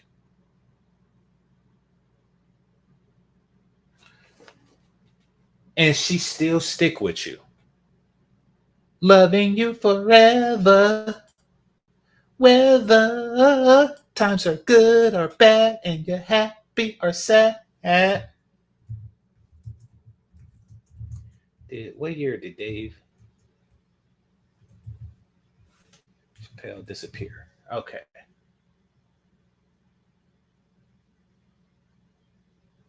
Dave Chappelle doing the production of third season, and so it's 20 years ago. He turned down $50 million 20 years ago, and his wife didn't say shit. She still loved him long time.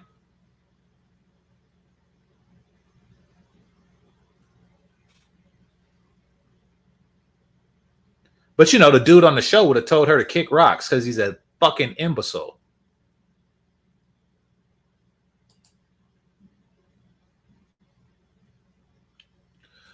Okay, so really anything that ends with the word studies or American studies is not going to get you any money. I'm studying African American studies. Okay. Yeah, good luck with that. I'm studying Women American studies, Latin American studies, Asian American studies. I hope your parents are rich.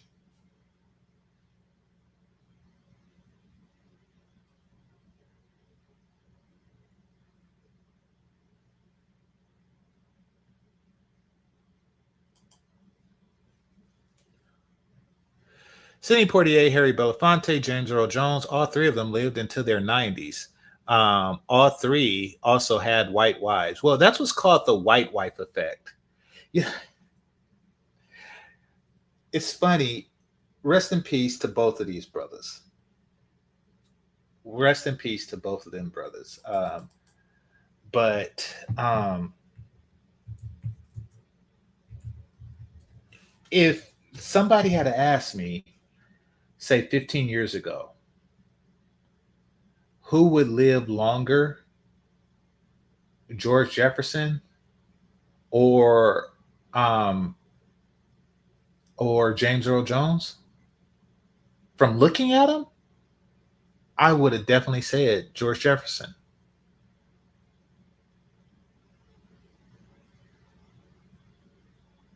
I would have definitely said George Jefferson. But maybe there's a truth there. Maybe there is a white wife effect, and that effect is to get you living a long time. I mean, white guys do have like a longer lifespan than black men.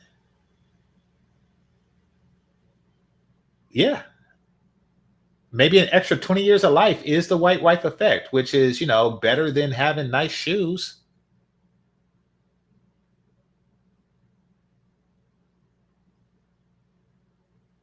Damn, that would suck. I'm not going to live long enough to see this. So you younger dudes, like find a Ouija board and tell me if like all of these white dudes with the black wife effect start dying at 60. Crap. Holy crap. That would be like the ultimate black wife effect. They die at 60 from diabetes and hypertension. Holy shit.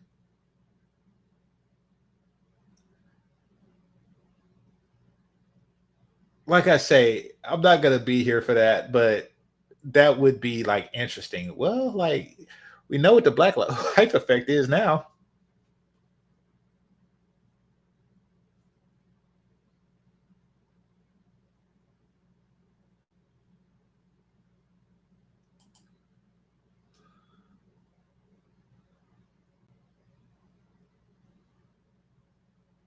I didn't know that Jay Leno was married until last year after I started watching the show, and I still don't know how she looks. Yeah, I mean, listen, these women know how to. I had a teacher, professor, pardon me, and she, of course, was a computer science PhD,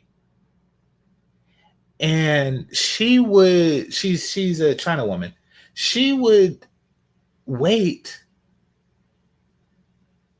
because I'm young and I need to take the shuttle and the bus from time to time if my car's not working or if I can't afford parking, or if I just want to take the shuttle for social reasons.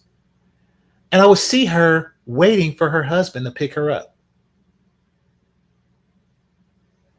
Now her husband is a Chinaman, and I don't know what he does for a living, but she's a pretty damn successful woman. But she's not, she still knew her place as a woman, and that is not in a driver's seat.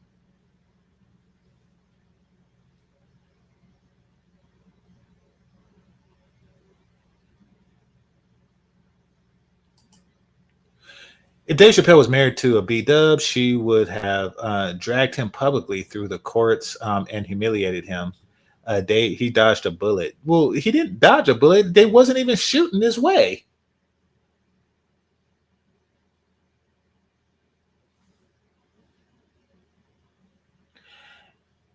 You can't see potential in a comedian. And black women are terrible at spotting potential. In fact, they don't even look for potential. They look for right now money. They kind of wait for you at the finish line. But, Dave Chappelle, I doubt that. I don't know, but I doubt that they were like checking for him like that. I truly doubt it.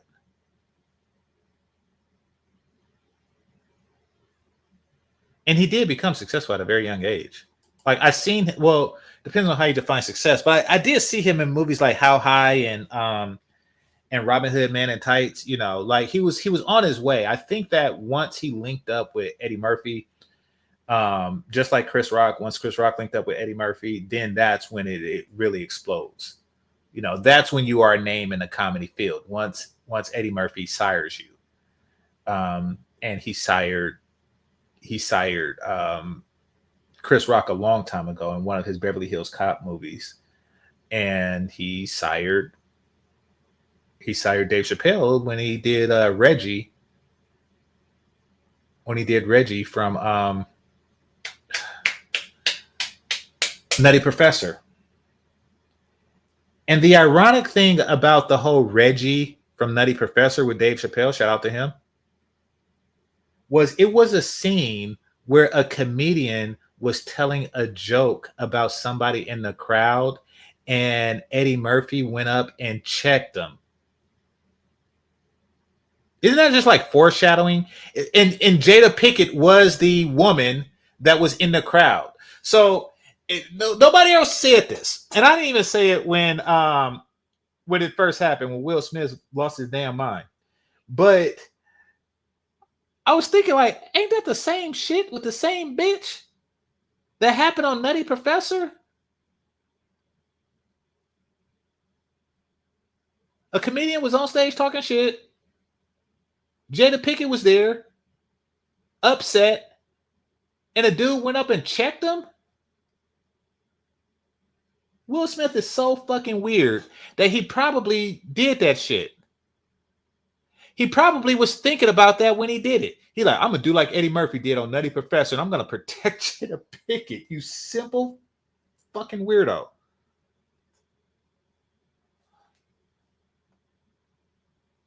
And he's still talking shit.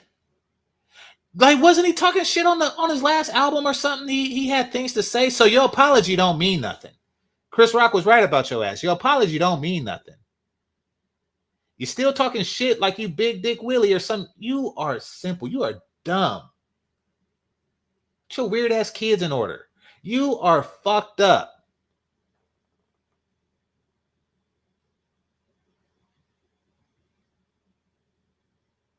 Slap me and go broke. Simple bastard.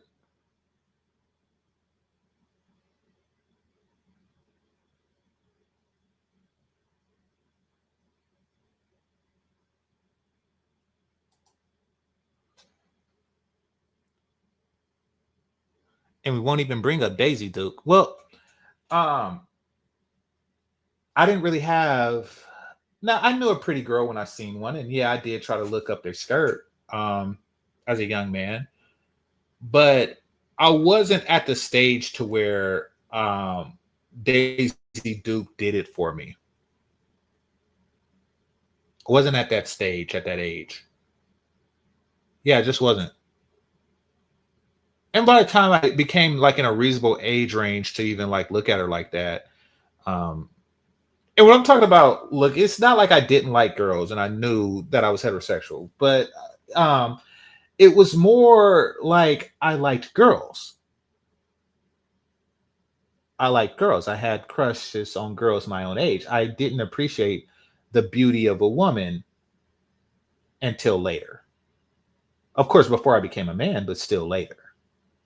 So yeah, I can't say like I when I was young I had a thing for Daisy Duke, because I didn't.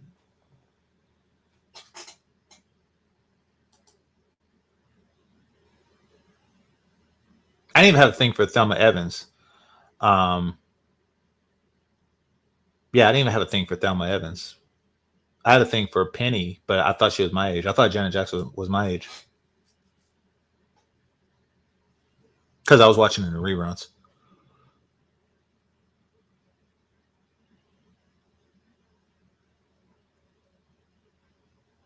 Using black men for sex is a minority thing. Always has been, but even more so now.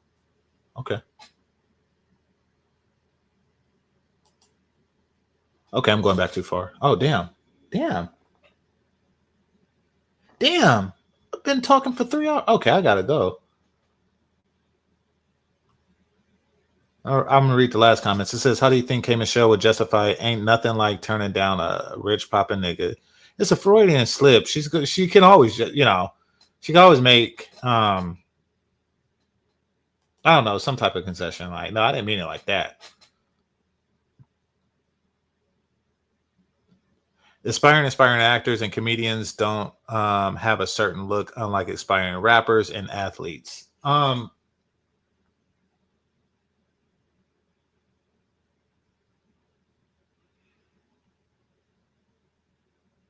Trying to think. I'm thinking that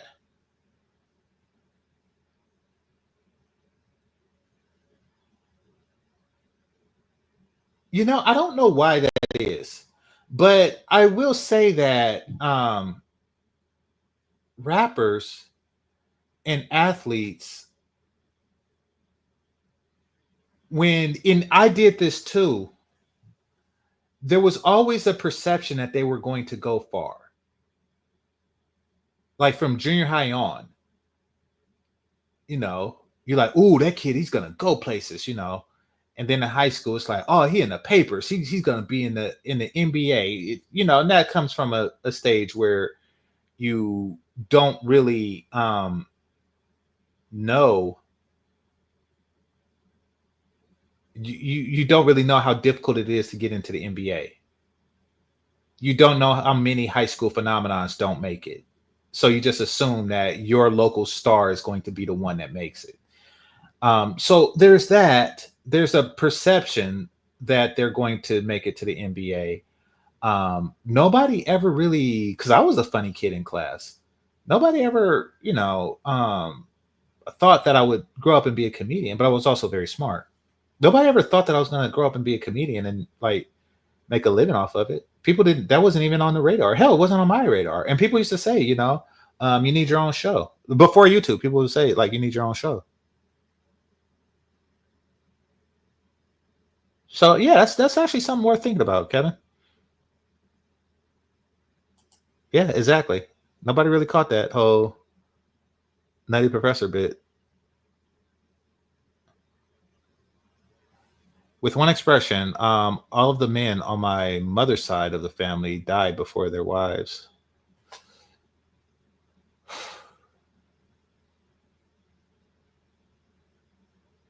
Yeah, yeah. I mean, men are typically older, but the age gap, and I'm thinking of both my grandparents, between grandma and grandpa was not significant compared to the lifespan difference. And we're talking about 20 years difference in lifespan. So yeah, there is definitely a there.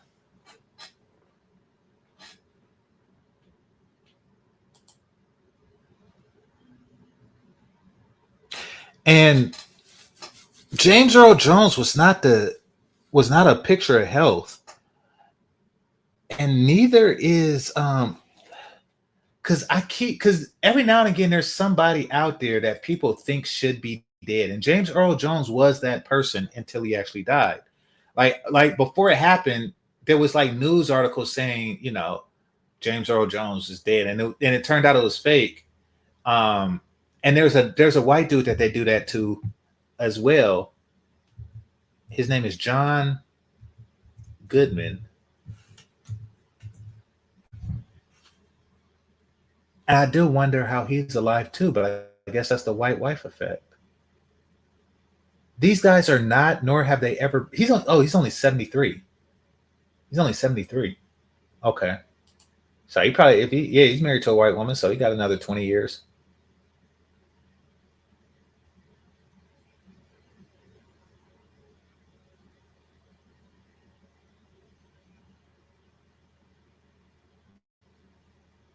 Shout out to the father of good time.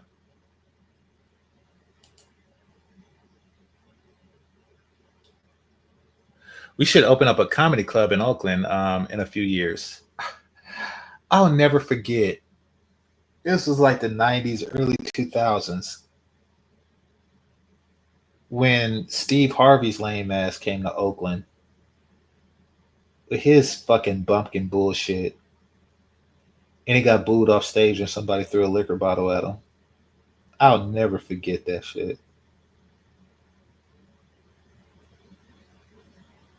It was on the news and everything. He had to come back. This was before he did Kings of Comedy. He had to come back and yeah, he lost weight. Yeah. Says James Earl Jones have always been overweight. No, he's not. No, he hasn't. No, he hasn't. He used to be a muscle dude. Granted, in the stuff that we remember him in, and this goes back as far as Conan, he was a bigger dude. But if you look at him in the movie Claudine, was he big or was he muscle? Hold on, let me see. You can actually watch Claudine on YouTube.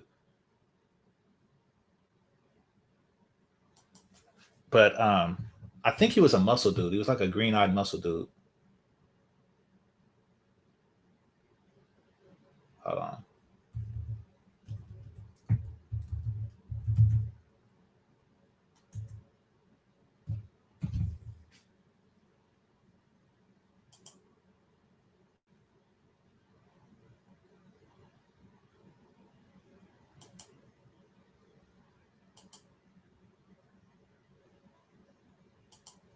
Hey, Claudine is a fucked up movie.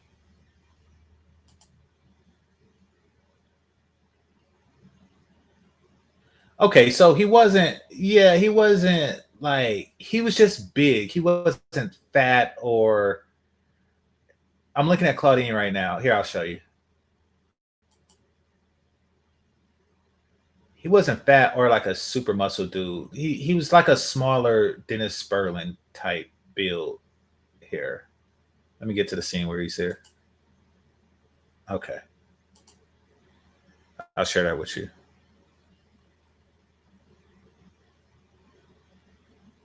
Yeah, that's what I always knew, Bureau. He did get bigger later in life, obviously, but because his muscle years was before I was born, people don't really know that. In fact, I think Claudine was the only thing that I seen him in like a somewhat muscle year movie. So he probably started off as like more of a muscle dude, and then like Claudine is when he's 1974, before my time, when he started to transition. Yeah, he's a big frame dude, got big bones and shit. So that big bones could hold muscle or fat, and the older you get, the harder it is to make muscle, and like he just was a big dude. I'm looking for a king.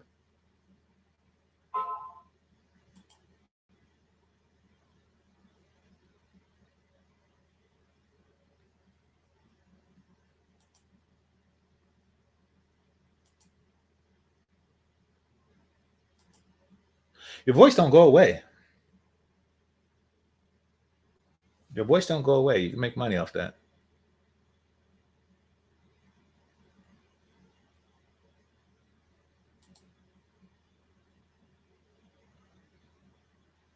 I don't care. I never thought that nigga was funny. I never thought him and Cedric Cedric is hit or miss. I never really thought that nigga was funny. Nobody did. I don't even think black people like him. I'm gonna keep it a buck. I don't even think black people like him. I think white people think that he's funny to black people.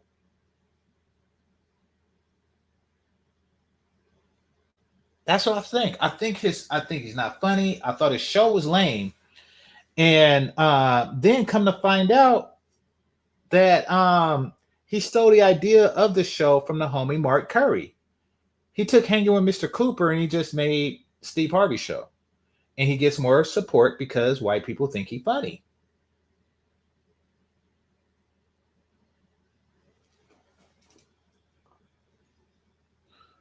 And this was before the, simp shit came out.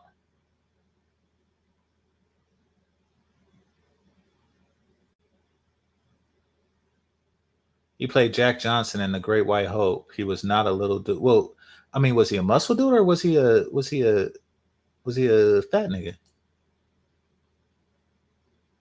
Yeah, that's what I gleaned. I could have swore I seen him as like a young muscle dude. I could have swore I did. Like more so than here on Claudine.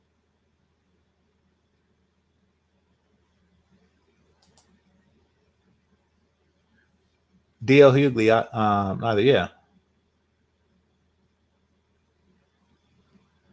But somebody's on to something. I actually didn't even think that black men who married to white women live longer. If I was an editor, I wish I was an editor. If y'all an editor, let me know because I'll be having ideas, but I don't edit shit. But I would do a whole reel and call it the white wife effect, and then just show all of these black men that died in their 90 plus years, while married to white women. Oh Lord. Hold on, let me look up Frederick Douglass.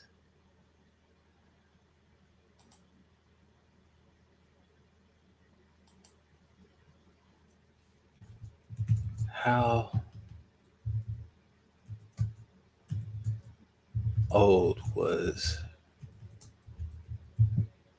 Frederick Douglass when he died? 77. Okay. Hold on. He was 77. Let me see his wife.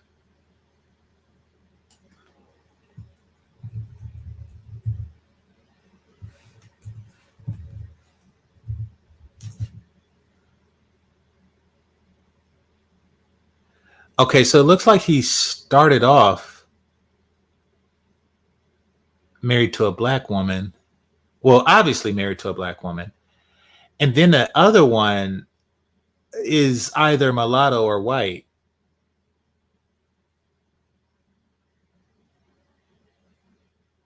So the black woman was 50 years and the white woman was like 10 years. Or the mulatto or white woman was like 10 years.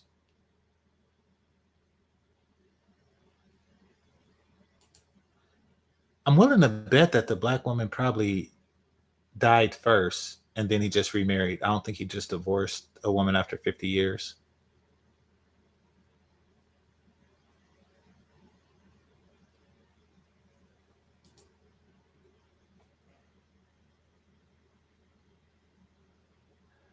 All right. A show about former athletes, musicians who became high school teachers. I don't know. It was a cool show.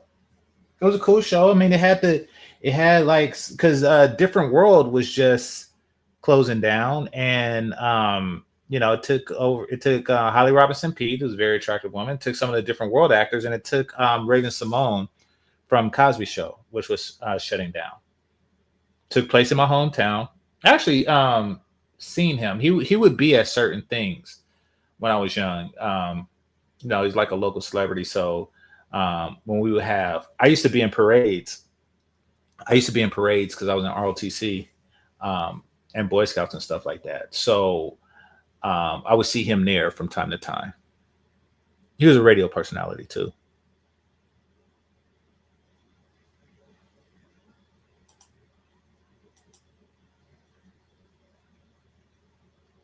Oh, really? Okay.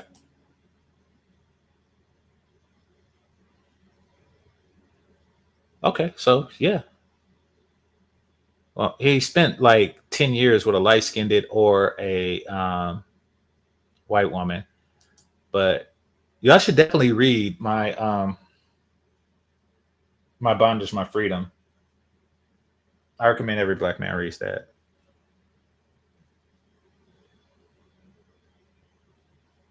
All right, so yeah, let me close down. I'm starting to get hungry too.